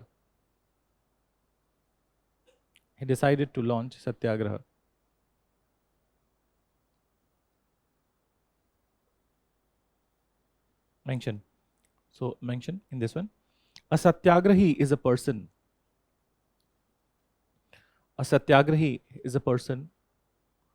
Who will never bow down. Before the evil or unjust law.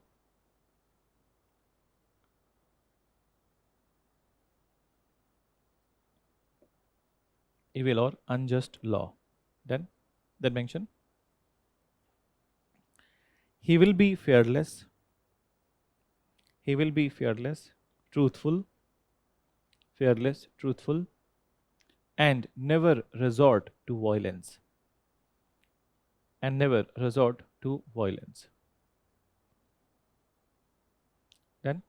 Then paragraph change, mention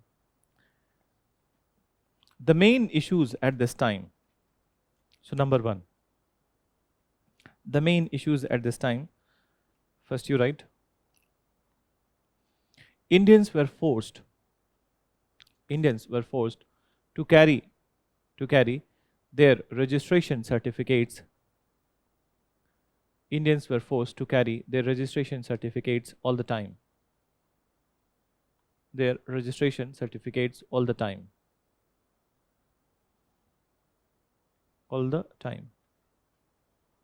Number two, restriction was imposed on their movement.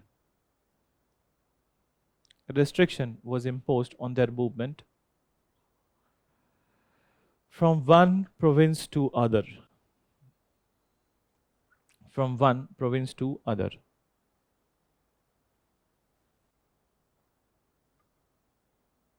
Next, the marriages which were not conducted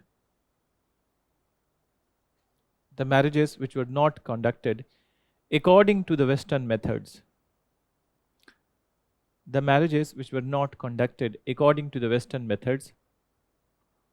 Were to be invalidated.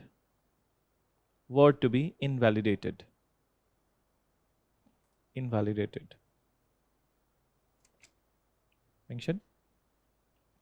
At this time, Gandhi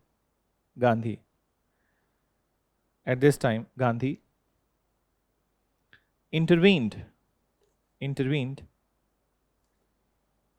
and asked Indians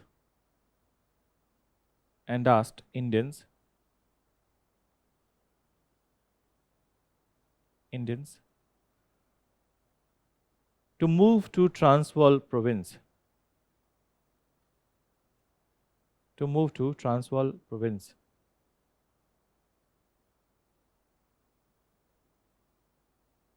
Okay? Transvaal province, and not to carry and not to carry their registration certificates. Their registration certificates. It led to arrest of large number of Indians. It led to arrest of large number of Indians.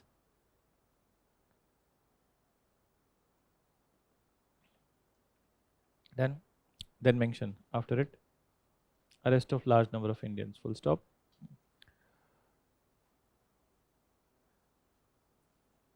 So have you written which I mentioned earlier, Phoenix form, Tolstoy form? लिख लो उसको अलग से करके यहाँ पे, ठीक है? So in this phase, Gandhi created Phoenix form. In this phase, Gandhi created Phoenix form, inspired from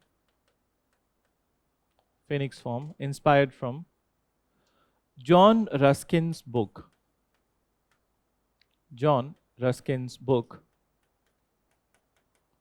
Unto this last.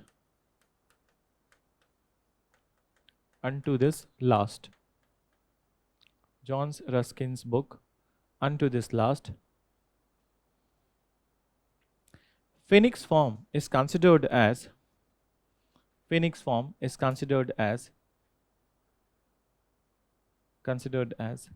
birthplace of Satyagraha.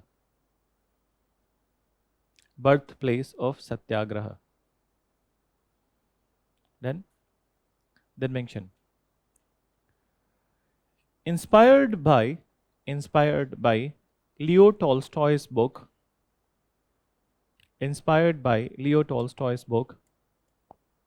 The kingdom of God is within you. The kingdom of God is within you.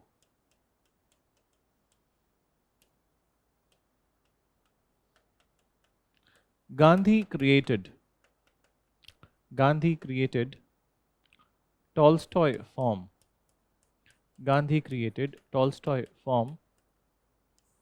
With the help of his German friend.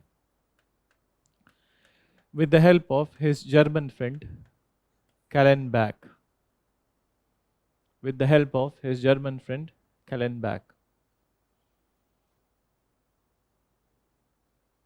Then mention. These two forms are considered as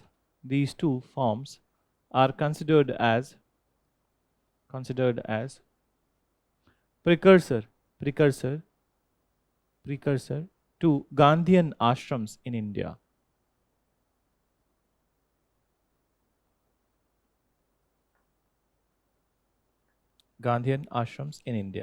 Then फिर से वापस से paragraph change करो. Sir David Thoreau तो लिख लिया था ना, ठीक है? और see everything I will not dictate, so कहीं अलग से लिख लेना, मैं डिक्टेट नहीं करवाऊंगा. That Henry David Thoreau's idea of civil disobedience was taken by Gandhi, ठीक है? बट मूवी देख लेना, मूवी से काफ़ी कुछ हेल्प मिल जाएगा. सो in fact, this movie will help you in solving the case studies, that how to use the arguments of the Gandhi and these all people in the case studies. Then, and एक और मतलब my मतलब observation is this, I'm just sharing with you. See, there are few topics in your GS paper which people generally take very lightly, and they are the most marks fetching areas. That is the ethics only.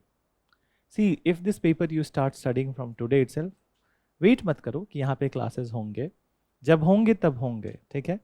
If you are planning for 2024, so start studying in bits and pieces your case studies and these all things. Then it will help you a lot, because this is the only paper in which I have seen people getting 146, 147. Rest of the paper, GS paper 1 में 120 number पाना बहुत difficult होता है, ठीक है? GS paper 2 getting 120 is very difficult. Sometimes the GS paper 2, the highest marks are 102, 103 only. And last year GS paper 3 was highest mark was hardly 90. In GS paper 3, it is like anything. Sometimes it goes very high, then it can go 125, 126, highest one. and it can go even 80s. In fact, those people who are there in top 5, ठीक है, their mark sheets, if you see, it's also there with us, their marks were also 88, 86. Then तो इन तीनों papers में बहुत भरोसा नहीं है, but there is a absolute guarantee in ethics paper. Why I'm saying absolute guarantee? Because you fetch more marks in the case studies. Case studies are highly marks fetching. 125 number, ठीक है, and there is a very possibility that in case studies itself you can get 70 to 75. So out of 125 you can get 70 to 75. So if you start working on it, then, and you are living in a modern age, digital age, in which there are many ways of kind of that incorporating information studying, तो हफ्ते में एक दिन, ठीक है, just one day you dedicate to it, ठीक है, कर सकते हो ऐसा. So let's get back to this part. Paragraph change karo and you write.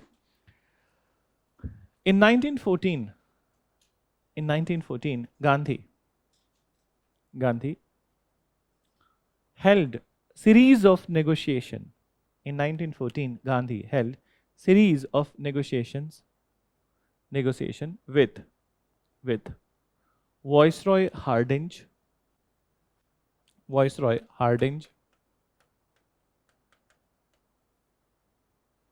then General Smutt, and C.F. Andrews.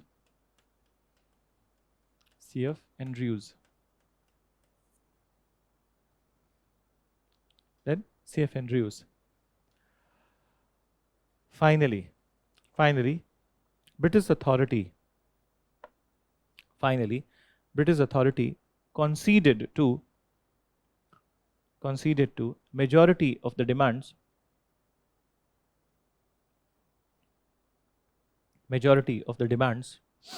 of Gandhi.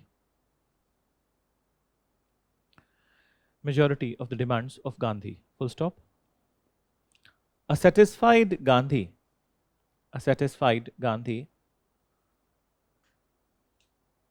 started his return journey to India.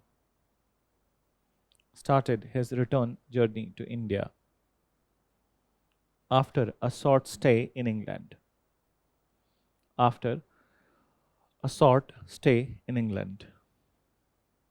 Then short stay in England, full stop, and then you write, okay?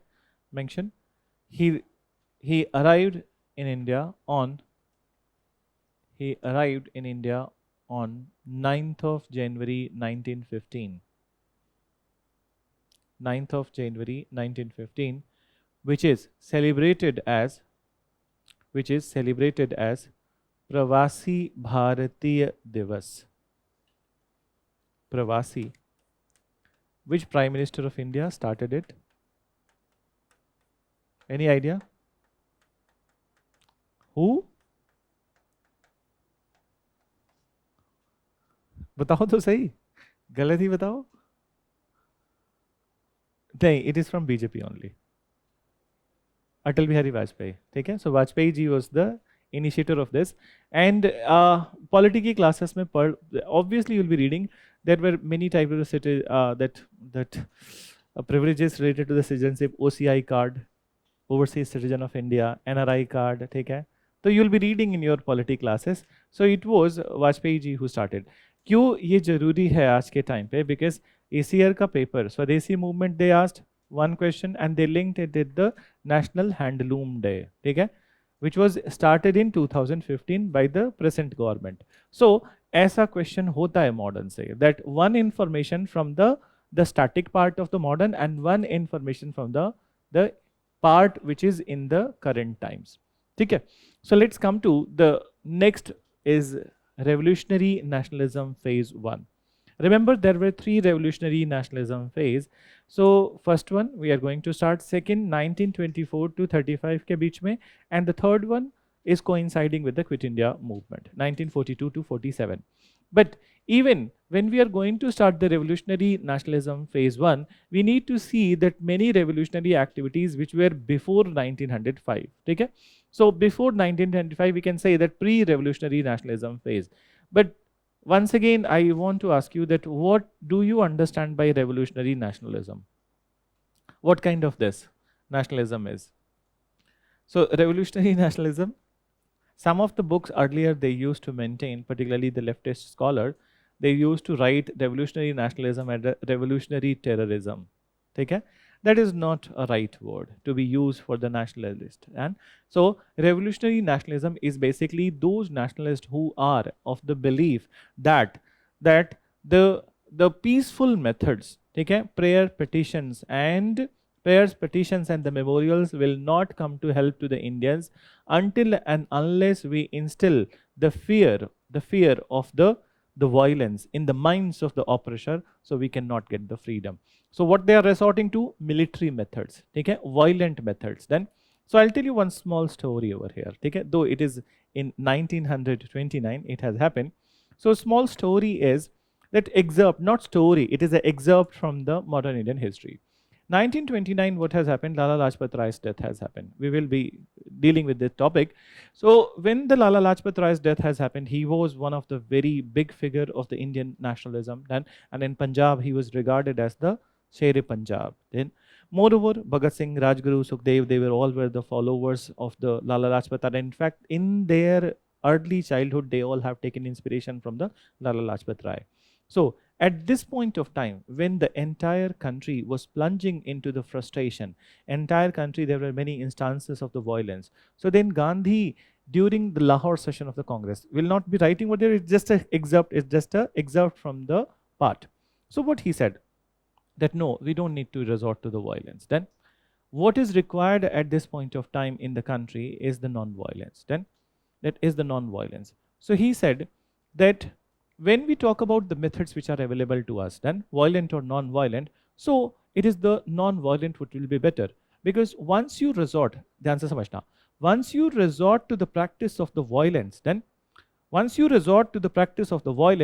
it instills the culture of the violence in the society. Every now and then, if there is any problem, people will resort to the violence. Then, so people will resort to the violence.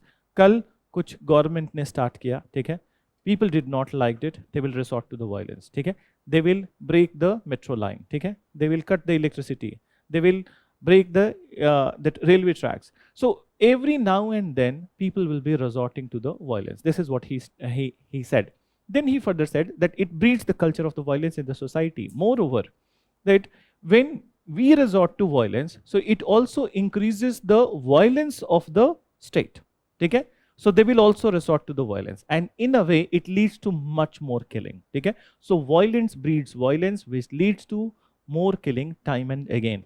Moreover, he further said that if we follow the idea of the non-violence, so then basically, despite the oppression of the British authority, when we are not resorting to the violence, so then there would be a sentiment of the guilt in the oppressor, that they will feel guilty about that what kind of strengthy people they are, who are just beating the people who are not at all resorting to any type of violence. So he further made an argument that to create a oppressor's guilt in the mind of the British authority. And he said that slowly by this, we will convert our opponent to our own ideology. That is the ideology of the non-violence. Moreover, this idea of the non-violence will get the attention of the international community. That this is how the civilized nations behave, that they are resorting to violence to the people who are not at all raising their arms against the authority. And so this is how Britain would be criticized. And over the period, we can achieve the freedom through it. So this was his idea. Then there was a question in the mains examination. I think it was in 2017 only. And I think 2015 only. Dekh lena, 2015, 16, 17 mein kisi ek year mein hai. The question was, what would have been the achievements of the Indian independence without the contribution of the Gandhi? And so without the contribution of the Gandhi, suppose if Gandhi would not have been there, that violence was also one of the means through which we could have got the India's independence. But then when we could have got the India's independence through the violence, so then will the Indian state would be stable? No. Every now and then we have, in fact, one of the issue with the India, or one of the unity also, that we are very diverse, culturally very diverse. Then that there are many such regional cultural realms in India. So in this case, that keeping them united would have been a difficult task, and every now and then every state, every issue would have led to some sort of violence. People would have resorted to goli maar do sale ko, theek hai? So this is what must have happened at this point of time. So now when we see that the entire Indian process, why it is celebrated in the world, that the major feature of the Indian freedom struggle was that majority of the people, not all of them, but majority of the people were preferring the methods which are not leading to the massacre in the society. Then, so this is one thing is to be noted. But on the other hand, okay, since we are talking about what are the versions of the revolutionary nationalist, so revolutionary nationalists at this point of time, after this address of the Gandhi, he has given a very profound statement. Then they pasted a pamphlet on Sabarmati Ashram. Okay, Sabarmati Ashram, and very big pamphlet. Then, so they said that we highly disagree with your methods. Then we highly disagree with your methods, with all due respect. Then, and they said that it is the violent which is the way forward at this point of time. With the violence, we create fear in the minds of the oppressor. We instill fear in the minds of the oppressor. Then, and with violence, we feel a sense of redemption. We take the revenge. Then, otherwise, all our life we will be kind of in a remorseful manner. Then they went on to say that it is very easy to understand. Then that you have a friend. This is what was the line which was written. You have a friend, okay? You love him. Then you have a friend, you trust him, you love him. You fight for him. Then even sometimes you kill for him. Then so even sometimes you kill for him. And you have an enemy. Then so you have an enemy. And what you do with your enemy, that when he resorts to the violence, so you resort to all the methods to eliminate him. This is how the world has operated, and this is how the world will operate. It is not difficult to understand. Violence is the way to India's freedom. So this is what was their reaction to the Gandhi's idea of the non-violence. So there was a clear-cut division, okay? But at the same point of time, it is to be noted down that both the groups, they are actually respecting the common cause. What is common cause? India's freedom. But then their methods are altogether very different. Okay? So let's start with this note, Revolutionary Nationalism, Phase 1. So, title likh lo, Revolutionary.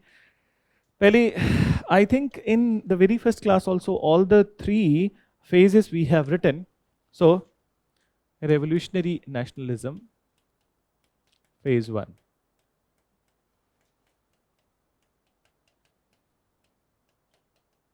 But इसमें भी we'll go with the pre-revolutionary phase. So phase 1, 1905 to 1915 in rough manner. But then we need to talk about the pre-revolutionary phase.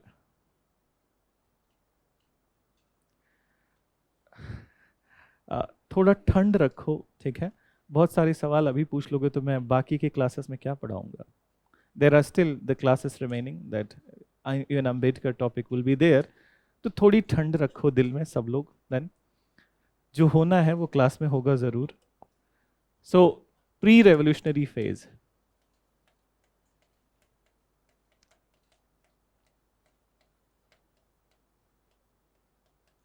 So pre revolutionary phase. So here एक topic पढ़ लो and then I will give you break. ठीक है? So the very first person in pre revolutionary, इसमें timeline I am not writing. His name is Vasudev Balwant Phadke. Vasudev Balwant Phadke.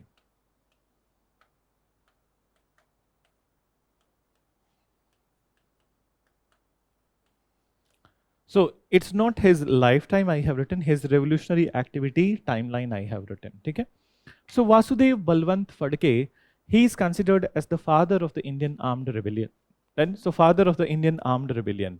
And basically after 1857 we are talking about. Then, so father of the Indian armed rebellion, he was one of the initial person from the Pune, okay, from the Maharashtra, who believed in the violent overthrow of the British rule from India. Then, and moreover, by this point of time in 1866, 76, 77, he organized the group of many such tribal communities of this area and the local communities of this area. So these tribal and the local communities, they included Ramosis. You remember in tribal revolts we have read about them. So Ramosis and Bhils also, you remember? Bhils also we have read. So Ramosis, Bhil and Mahars. So Mahar, to which Dr. Ambedkar belonged, okay? And Mahars, Bhil, Ramosis and Dhang. So these 4-5 community, he inspired them, okay? He created a revolutionary group from them, and then he attacked on the Pune city. So it led to, when he attacked on the Pune city, to overthrow the British rule from there. So for a week or two, British authority, they all escaped from Pune, and the administration of the Pune was in the hand of the Vasudev Balwant Phadke. But soon after the 2 weeks, he was arrested, he was put into the jail. After his trial has started, he was defended by Ganesh Vasudev Joshi, GV Joshi. His name we have written earlier also. So he was defended by GV Joshi, but then it did not came to his rescue. The justice was not seemingly possible at that point of time, and as such, he decided that he will observe a hunger strike in the jail itself. In 1883, he happened to be the first nationalist of India who died because of the hunger strike. So it's abhi aage bahut time aayega when Gandhi will be resorting this idea of the hunger strike. The very first person was the Vasudev Balwant Phadke. So mention, you write that he happened to be the first person who believed, he happened to be the first person who believed in violent overthrow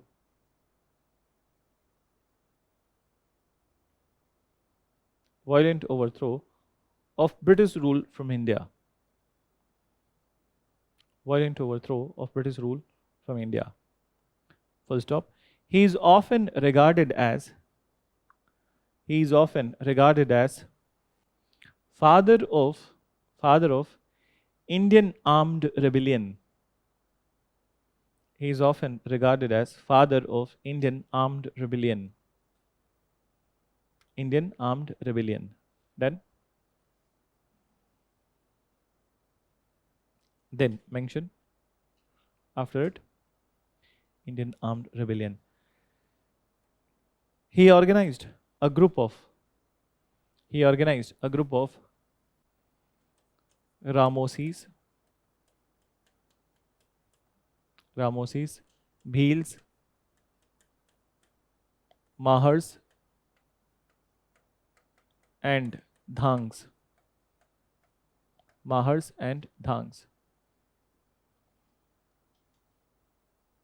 And attacked on Pune city. We are not writing Pune because at that time it was known as Pune, P-O-O-N-A, Pune city, full stop. It led to escape of British authorities. From Pune.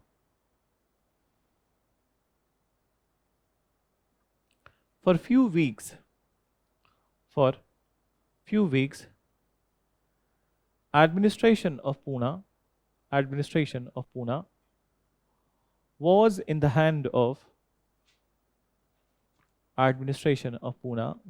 the hand of Balwant Phadke. But later he was arrested. And tried in court.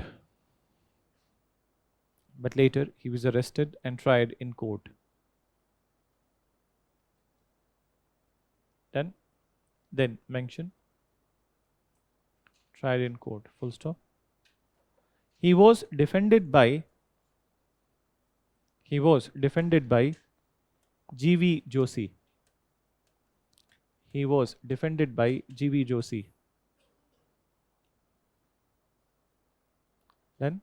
Then mention in 1883 he observed hunger strike and unfortunately died because of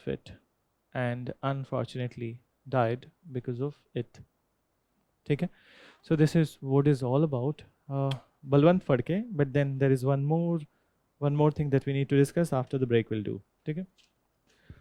So now very first thing in revolutionary nationalism already we have seen. So second instance already it was in the discussion in the last class, basically when we were talking about the Tilak.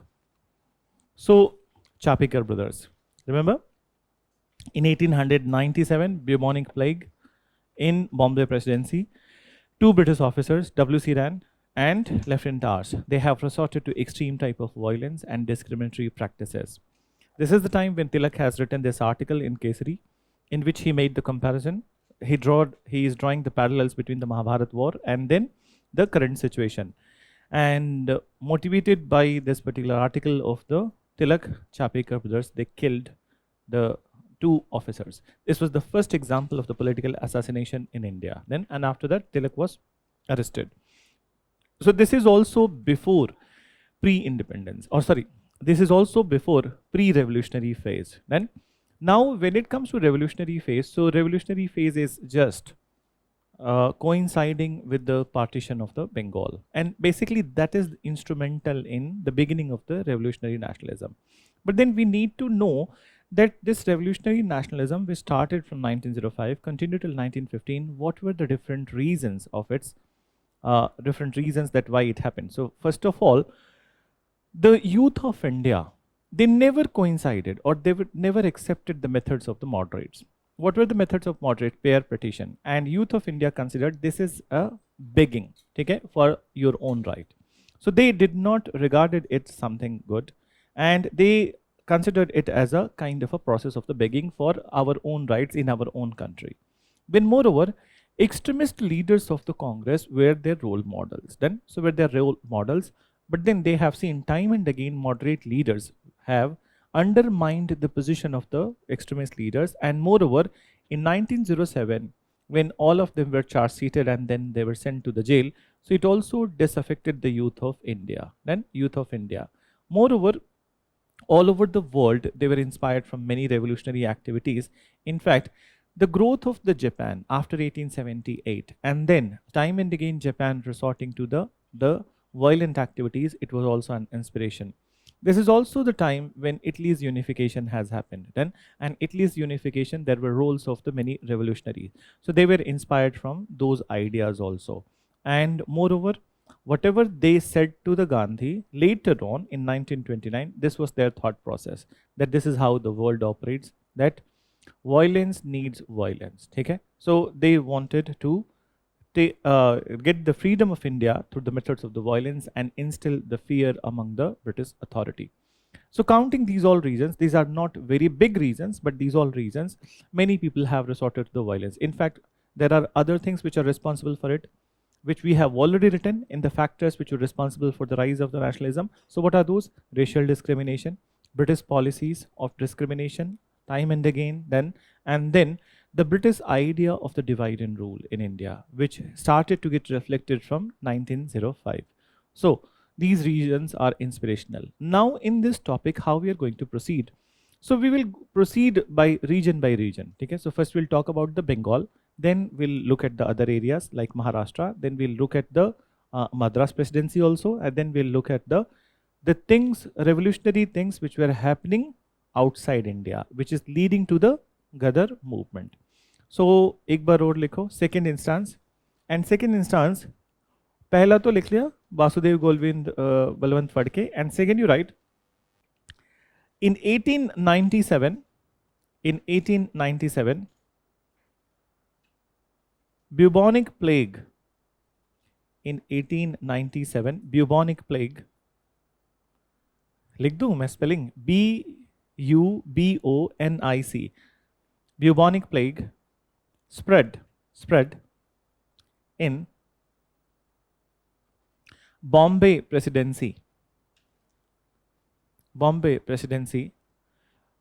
which led to a death of large number of people,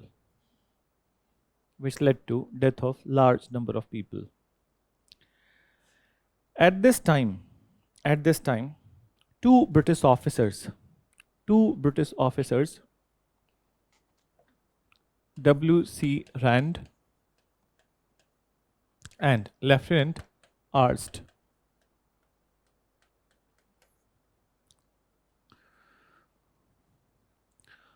Lieutenant asked, thoroughly discriminated, thoroughly discriminated, discriminated, and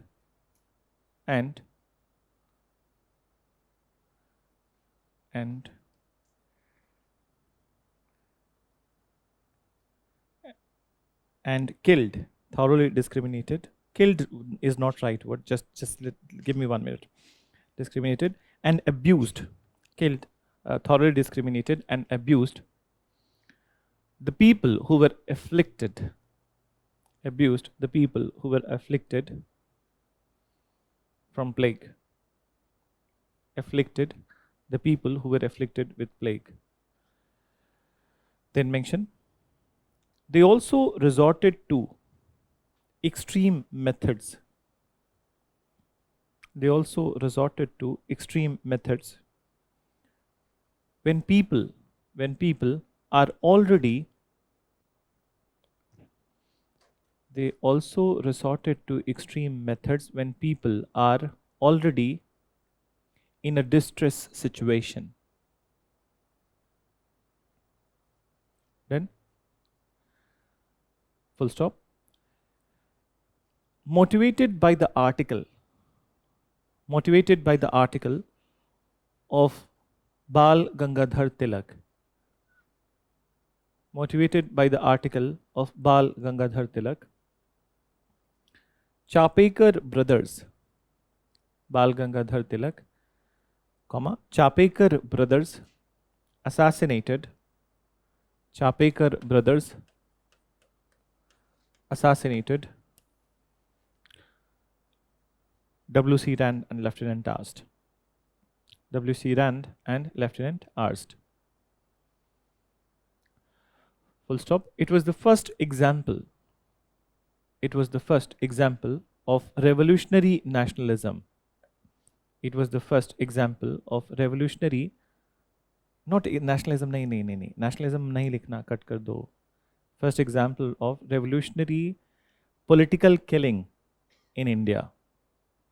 Example of revolutionary political killing in India.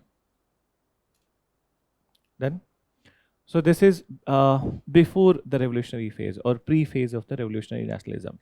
That write a title, reasons behind rise of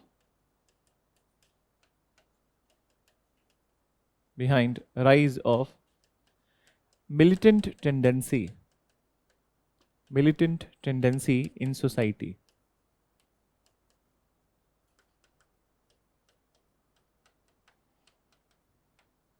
Militant tendency in society. So point wise you write, number 1, exploitative British policy. Exploitative British policy.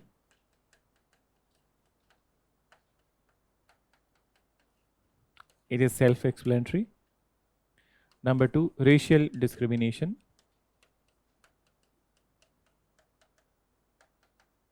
See, when in exam you are writing these words, they in themselves they are complete. You don't need to write extension. Unnecessarily ज़्यादा लिखने की ज़रूरत नहीं है. They themselves will define everything. ठीक है?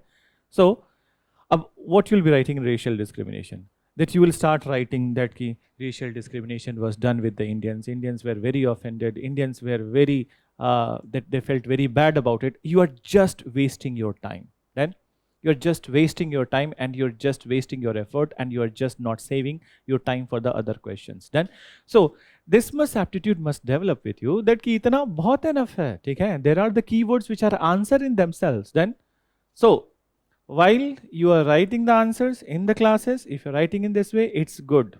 And don't question it. So then, let's go to the next one. So exploitative British policy, racial discrimination. Number 3, that disaffection from moderate policy. Disaffection from moderate policy. Number 3 के बाद number 4 you write suppression of extremist leaders. Suppression of extremist leaders who were their role models, who were the role models of youth of India. Add कर लेना. Suppression of the extremist leaders who were the role models of youth of India. Then next you write number 5. To the youth of India, prayer and petition. To the youth of India, prayer and petition was like begging. Prayer and petition was like begging for one's own right. Prayer and petition was like begging for one's own right. For one's own right. ठीक है? Then you write next. Divide and rule policy followed by British. Divide and rule policy followed by British. Next point. Divide and rule policy followed by British. Done? So this we can count that why this is there. Okay? Then let's start with the very first organization at the very first place, that is Bengal. Then so start with Bengal. And as a region wise, so Bengal, and in Bengal, the organization which was responsible for revolutionary nationalism was Anushilin Samiti. So let's have a look at the Anushilin Samiti. Now understand, interesting thing is that Anushilin Samiti was initially not a revolutionary organization, it was a gym. Okay? It was a bodybuilding society which was created in 1902-1903 as a bodybuilding society. And as you know that in the bodybuilding society, it is the youth of the country who are more interested than who go into the sports and who go into the bodybuilding. So what happened that when they all were here in the bodybuilding society of Anushilin Samiti, what happened in 1903 when the information was there that Curzon, he already made that he wants to divide the Bengal. So though it was not a formal announcement, it was an informal announcement, and it was a kind of a grapevine which was already there in the society. So then youth of India at this point of time, they became little, okay, that they came on the verge of their seats, and then they were interested in the overthrow of the British rule from India. If this they will be doing, so then they will be resorting to the violence. From here onwards, the organization of the Anushilin Samiti started to spread. And in 1905, when the Bengal partition was announced, so Anushilin Samiti by this point of time, they created 3 branches, and these branches were created: original Calcutta, then Dhaka, and then Midnapur. Okay? So these 3 places, the branches were created, and these branches were led by the people like, so in Calcutta, Barindra Dutt and Bhupendra Dutt were the leaders. Then in Dhaka, Pulin Bihari Das was the leader, and in Midnapur, Gyanendra Nath Basu was the leader. So then these are the branches, and now they are propagating the idea of the violent overthrow of the British rule from India, and they are further promoting the nationalism. Then moreover, what were their methods? So violent methods would be there. Violent methods के लिए क्या चाहिए? Arms and ammunition. And for arms and ammunition, what they need? Money. ठीक है? So money. So one of their initial idea was conducting Swadeshi Dakatis. So on one hand, Swadeshi movement are going on, and they are giving name to the Dakatis as Swadeshi Dakatis. So what is this Swadeshi Dakati? Looting the rich people, looting the people who are siding with the British authority and the British treasuries and the British officials. So looting the cash from them, and then purchasing the arms from that cash, and then funding the military activity. So this was their idea. Now, as I hope you know, that Dakati is also a English word. It is not just a Hindi word, but it is also a English word. And in fact, n number of the words from the Indian languages have gone into the English language because British stayed here for a very longer point of time. So then, can you tell me that what all words which have gone from the Indian languages to the British language? So, sorry, English language. Which one? Loot. Very good, exactly. So, loot is also one thing. So, Dakati, loot, and avatar. Avatar was the recently included one after that movie. Okay? So, avatar, then what else? Shampoo. Is it interesting? Shampoo was also Indian word. Then shampoo was basically champu. Then and yeah, so it became shampoo because British were not able to pronounce it correctly. So it was also incorporated. But then n number of the words. For example, in English there is a word sigh of relief. I hope you know. And sigh was a word in the Sanskrit language. Okay? So sigh is taken from it. And in fact, there are, so in language and literature, we'll further talk about it. But here, my point was that this is an English word, dakati. Okay? And these Swadeshi dakatis were very exactly similar to the Robin Hood activity. You understand what is Robin Hood activity? Those people, looting those people who are rich and exploitative, and using that money to help the poor people. Okay? So it was like that. Moreover, they also, one of their objective was also to kill the unpopular British officers. Then, so this is their idea. Now, to promote the idea, they need a magazine also, a revolutionary magazine. So they released 2 revolutionary magazines. The most important was Yugantar. And Yugantar was published by, edited by, as you know that ki jaise Hindu padhte ho, Indian Express padhte ho, so you always see that there is an editor of the newspaper. N. Ram is the editor of the Hindu. Okay? Then Sekhar, what is his name? Okay? I am forgetting his name. He was once again that the main editor of the Indian Express. So similarly here, it was edited by Barindra Ghosh. And who was Barindra Ghosh? Brother of the Aurobindo Ghosh. Okay? So he edited Yugantar Patrika.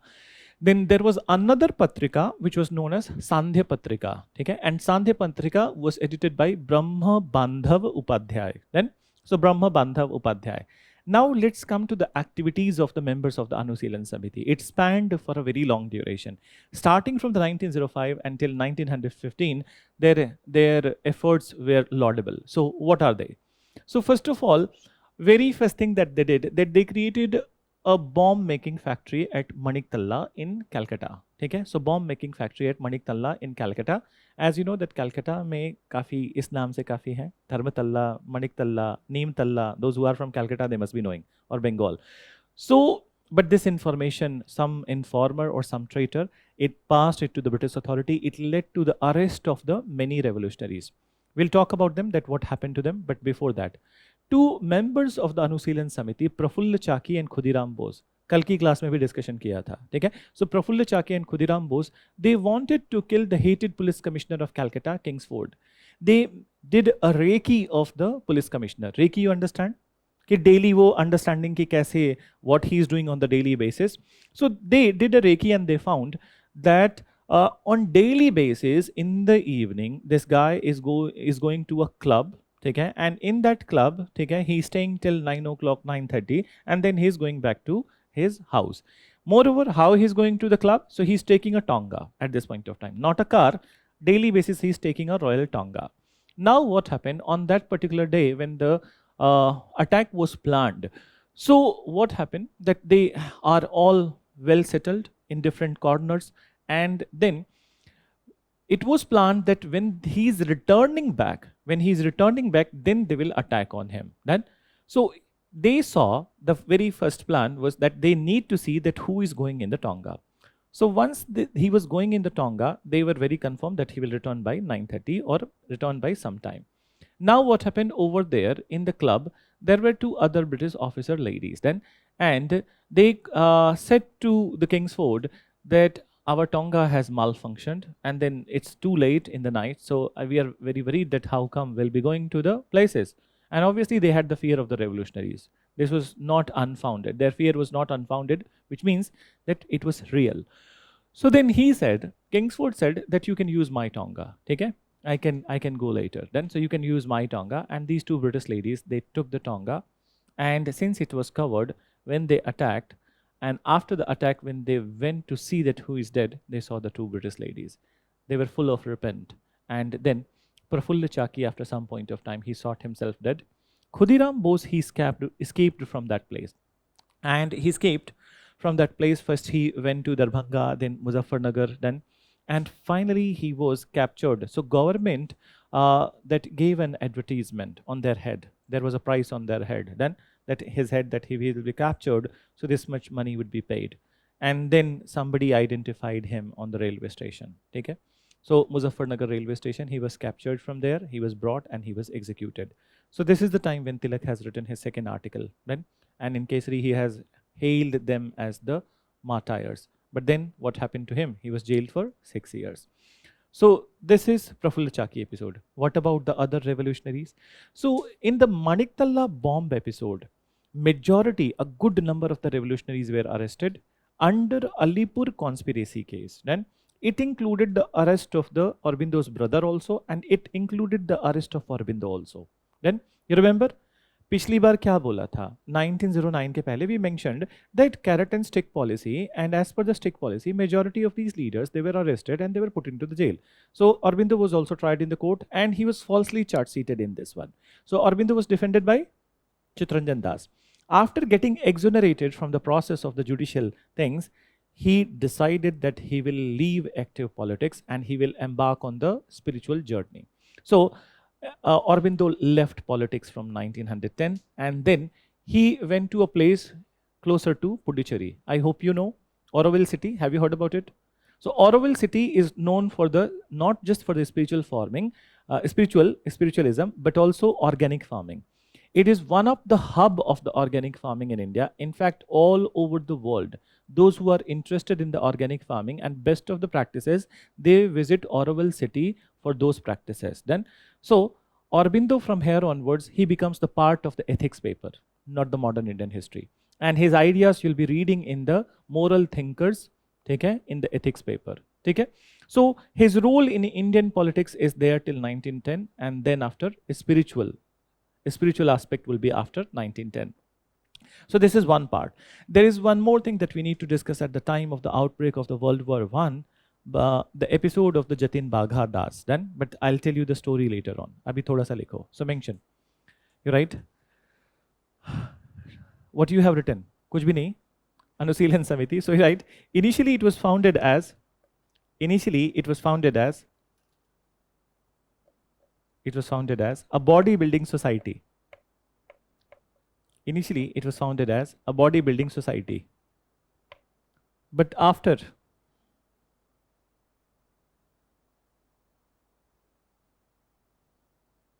then,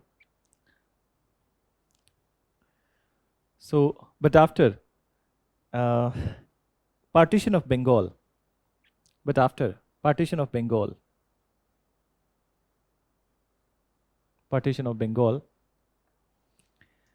they decided to resort to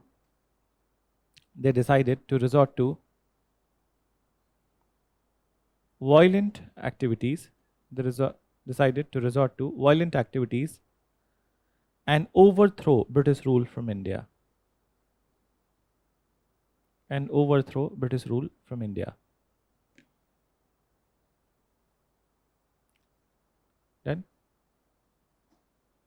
Then mention. After this,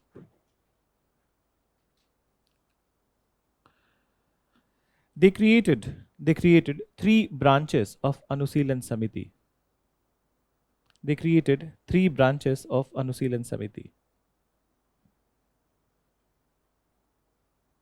Then, just wait for 1 minute. So, Bhavana, that whatever I said to you, you stick to that. Okay? Don't worry about it. There are few things which are sufficient in itself. Then there are some places where we need to elaborate, then, but not necessarily all the places. Then, so that's don't question yourself. You have not elaborated. If you have written racial discrimination, that is enough. Then, if you have written the that divide and rule policy, that is enough. Then, so don't worry about it. What the comments have been given to you, nobody knows that what exactly UPSC gives. That's a reality. See, as a student, I can understand your pain, all of you, okay? And I have also been a student. So how come I can claim that this is how UPSC will be awarding? It's just a system that everyone develops and predicts. It's a system on the prediction that what will happen then. And moreover, if your content is there, that is required. If your content is there, that is required. Many times what happens that we take the comment so seriously that we felt that we are on the fault. No, you are not on the fault. Then you're not on the fault if you have written the content. Then if you have written the right content, you are not on the fault. What is important that to take the things in the right note rather than taking it in the negative note. Then and moreover, we all have different strategies to clear exam. सिर्फ एक strategy से exam clear नहीं होता है. Thousands of the people have thousands of the methods. For example, some of you might be very much comfortable in taking online notes or making the digital notes. Then maybe you are not very much interested in writing this stuff. Then this is a generic thing which we are doing in the classes. Then, but some of you are very good at taking down the notes and reading from it, clearing the exam. So people who create the digital notes, they also clear the exam, and people who create the written notes, they also clear the exam. It all depends on your aptitude, the way you are writing and how you are different, and we all are different personalities. But we all, when you are writing answer of a question, so in a different way you are giving a solution. Then and that's how the things operate, that's how the life operates. So don't worry about it. Then just make sure that whatever questions you are writing, the whatever questions answers you are writing, answer तुम्हें पता है, बस इससे मतलब रखो अभी. और I am already guiding you in writing the answers. Then, so in writing the answers, and moreover, if you are starting the answers with quotes and quotations, that is also very fine. In fact, it is one of the best way to write the answers. That goes, for example, let's suppose if you're writing the polity questions, and if you happen to remember some of the wordings of the Dr. B.R. Ambedkar, that would be the best appreciated answer. Then, that if you remember his wordings, and if you write something from the parliamentary debates, then so that would be the best type of the answer. So don't worry about it. Then that's why I said to you that if you have any issues with it, bring it to me. Bring to my light. I will tell you that what exactly to be done and what not to be done. Okay? So have faith in the process. And which process? The process is in front of you. So now let's get back to this part. So mention what you were writing. बताओ. अनुशीलन समिति. अच्छा, एक और that's I will add into it. ठीक है? My one of my granddad. ठीक है? He was the UPSC evaluator. Then he was dean of one university, and then he was in the UGC panel. So I'll tell you the process of the UPSC exam. I think I have shared with you. So I have shared with you. ठीक है? But he was the evaluator. So I do have a little bit of idea that how the things are evaluated over there, and then how the marks are given. Then, so now he's no more. Then he was there till 2011, then, and then his death happened. So that year also he was in the process of the evaluation, but then he died. While after evaluating some of the copies, he died. So this was the idea that the content must be there. Then, and then moreover, your copy is evaluated 2 times. Essay paper is evaluated 3 times. Then, so generally what happens that when your copy is evaluated, so the evaluator, whoever is evaluating, there is a main evaluator who will come to the evaluator and he will see all the copies of the day, that what has been evaluated by you. Then, so he will see all of that, and then he will check that if the marks are allocated in a right manner or wrong manner, koi discrepancy to nahi hai. And one more thing I told you na, that a process was done by the, the survey was conducted by the UPSC, that those who are, okay, whose relatives, extended relatives also are writing the mains exam, so they will not be the copy evaluators. Okay? So UPSC is a very fair body, and whatever marks you get in the UPSC exam, it goes through many eyes. Then, so don't worry about it. Content तैयार रखो, ठीक है? और introduction and conclusion, keep it in a better way. You will definitely get very good marks. ठीक है? So don't question yourself much just on the basis of any such ad hoc evaluation. ठीक है? It's just a process. Then it's just a process. Then, so I understand, Bhavana, and if you want to show some of your answers, you can send it to Diksha, okay, our class coordination team. I'll see your answers. Don't worry. So mention, you write further. So what you have written? 3 branches of Anusilan Samiti. तो एक एक करके लिखो. Calcutta, organized by Calcutta, organized by Bhupendra Dutt and Barindra Dutt. Bhupendra Dutt and Barindra Dutt.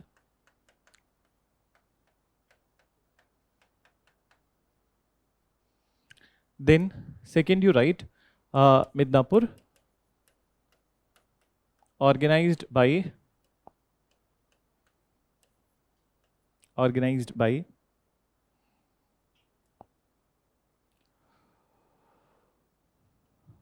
Gyanendra Nath Basu. Gyanendra Nath Basu. And the last one you write Dhaka. So Dhaka, how British were writing Dhaka, and organized by Pulin Bihari Das.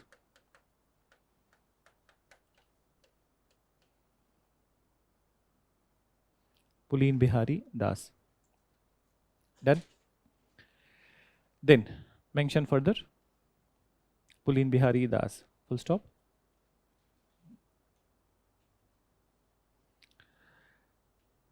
Their objective was to conduct Swadeshi dacoities. Their objective was to conduct Swadeshi dacoities to raise funds. Swadeshi dacoities to raise funds for purchasing arms. To raise funds for purchasing arms and killing of unpopular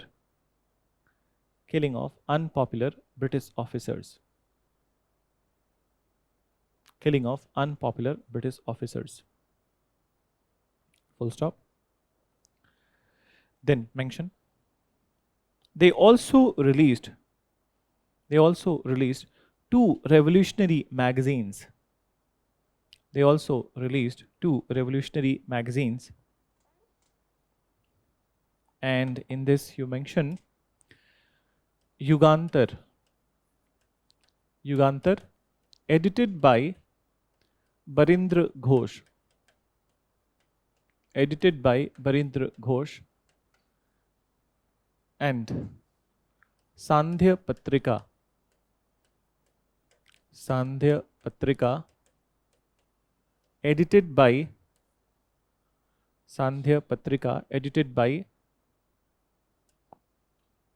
Brahma Bandhav Upadhyay. Brahma Bandhav Upadhyay.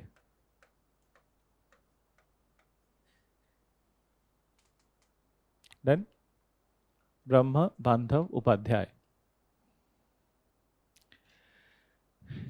Then mention. Next one you write after it.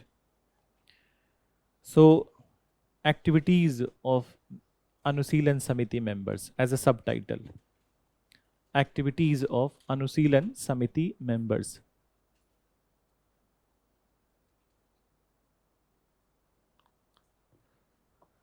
Done? So number one you write. They created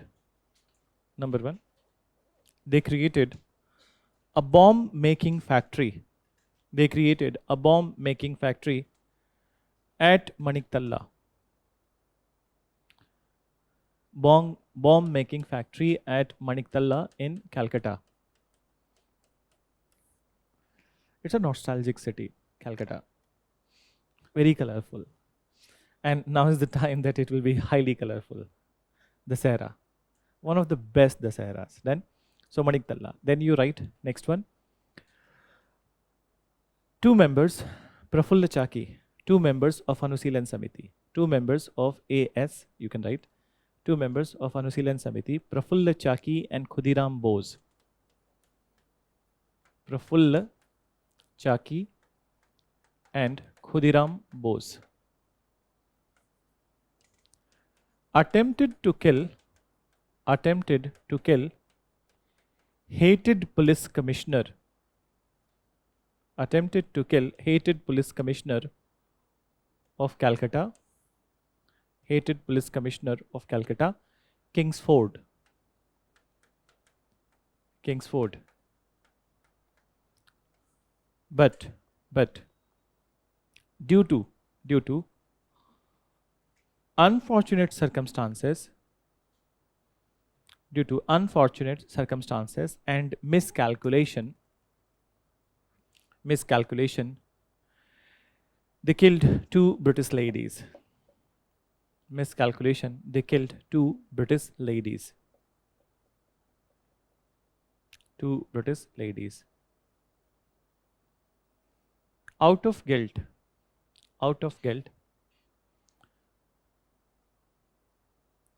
Prafulla Chaki, Prafulla Chaki shot himself dead. Out of guilt, Prafulla Chaki shot himself dead. And Khudiram Bose was arrested and later executed. Khudiram Bose was arrested and later executed. Then later executed. Then next you write, after these two incidents, paragraph change करके लिखना. After these two incidents, Alipur conspiracy case was launched against revolutionaries. Alipur conspiracy case was launched against revolutionaries, which led to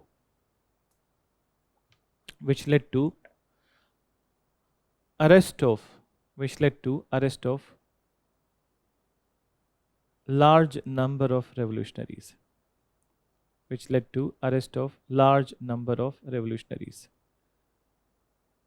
Then which led to arrest of large number of revolutionaries. Then mention after it. It also included arrest of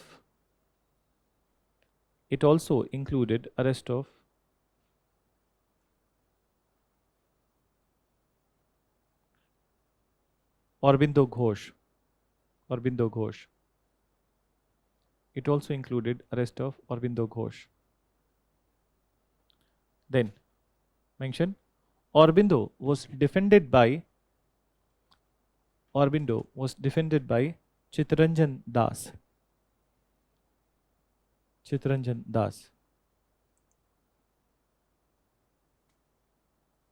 Then after getting exonerated, what does it mean? Meaning he was not found guilty. So after getting exonerated from the court process, Aurobindo quit active politics.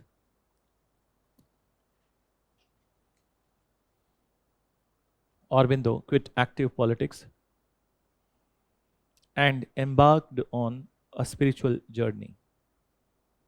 Then,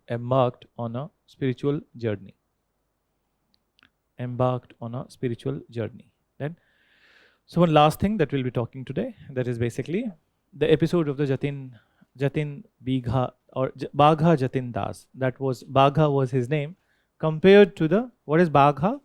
Compared to which animal? Bagh. Okay? And he was a Odia. So now understand. So now after these all revolutionaries, okay, of the Anushilhan Samiti, they are in jail. So after 1910, the new people will be taking the charge. And the new people who are taking the charge are revolutionaries like Ras Bihari Bose and Sachindranath Sanyal and Jatin Das Bagha. Okay? So when the World War I has started, ध्यान से समझना, गदर में भी हम बात करेंगे World War I का. So when World War I has started, so that is the time when Jatin Das has said to the Ras Bihari Bose that you take the charge of the Upper India. You organize the revolutionary activities in the Upper India, basically North India, and leave the eastern part to me. So what he did, okay? Later on in Gadar movement, we'll be writing few stuff, and that stuff is basically Zimmermann Plan. What is Zimmermann Plan? Zimmermann Plan was in the World War One, and it was a plan of the German Chancellor Zimmermann. Then Zimmermann, he wanted to assist all the revolutionary societies in the British colonies. Okay? So in the British colonies, and moreover, he wanted to supply the arms to the Indian revolutionaries, then so that they can operate against the British. Then here also, Jatin Das was very much successful in getting some arms from the Germany. Okay? And he organized this military. Okay? So this military campaign against the British authority from Balasore. Where is Balasore?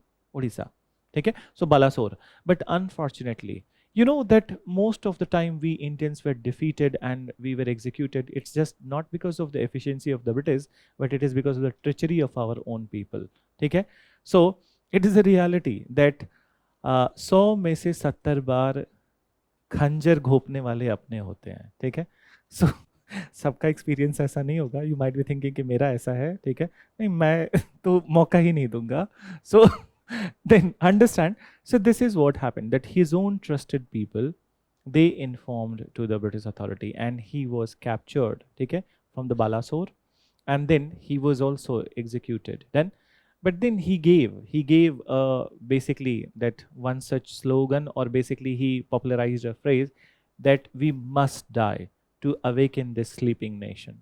Okay? So to awaken this sleeping nation, and he was ready to accept this particular death penalty or death to himself. So mention, you write one more episode, you write. During the outbreak of World War I, during the outbreak of World War I, many members of Anusilan Samiti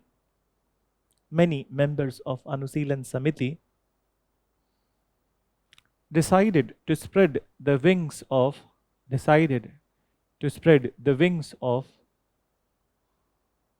revolutionary nationalism beyond Bengal.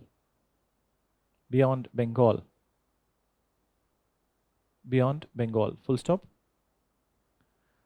Rasbihari Bose and Sachindra Sanyal. Rasbihari Bose and Sachindra Sanyal took charge of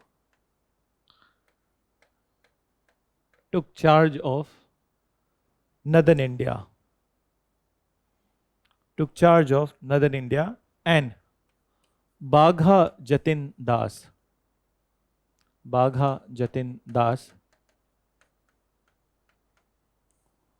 started to operate. Bagha Jatin Das started to operate in the Eastern India.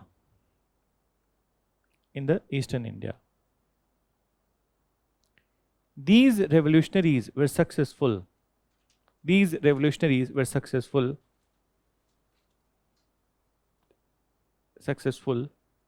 in getting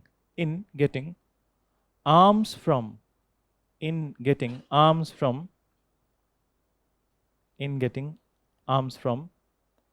Germany, as per German Chancellor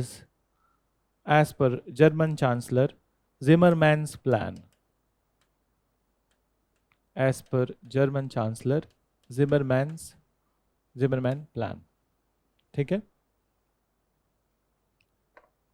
Full stop. Later, Jatin Das was arrested from Balasore. Later, Jatin Das was arrested from Balasore by British authority due to treachery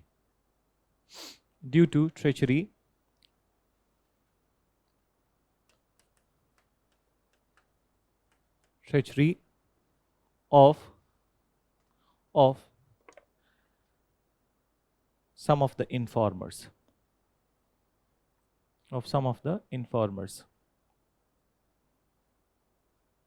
He made a statement he made a statement, we must die.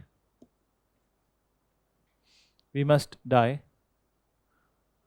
to awaken the nation. We must die to awaken the nation. Then, so the other areas we'll be doing tomorrow, okay? And which includes Maharashtra, in fact Delhi, in fact some part of the Sachindra Sanyal and Ras Bihari Bose in Delhi is also there. And then we'll talk about the outside India, Gadar, and we'll start with the home rule agitation, okay? So now listen one thing, okay? Still and this time I will not make a change in the plan. Tomorrow you will be given at least one question. I'll not give you 2 questions, but at least 1 question. So do the revision of the topics, that what you have done. और probably हो सकता है कि जहाँ पे पिछली बार सवाल पूछा था उसके आगे से पूछूंगा, ठीक है? But then I would expect you to do the revision of all the parts. Major emphasis from the last time to this time, ठीक है? And then do one revision of the previous classes also, ठीक है? And please be in the class, don't leave the class. Even if you're not writing the answer, no issues, class करने आओ, ठीक है? I will not force you. मजाक अपनी जगह, I will not force you, ठीक है? Because if it is you to decide that to write or not.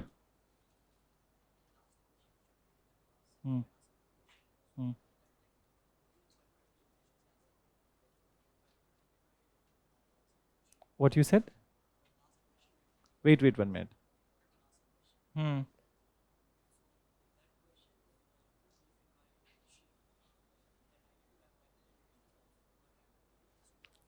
Okay.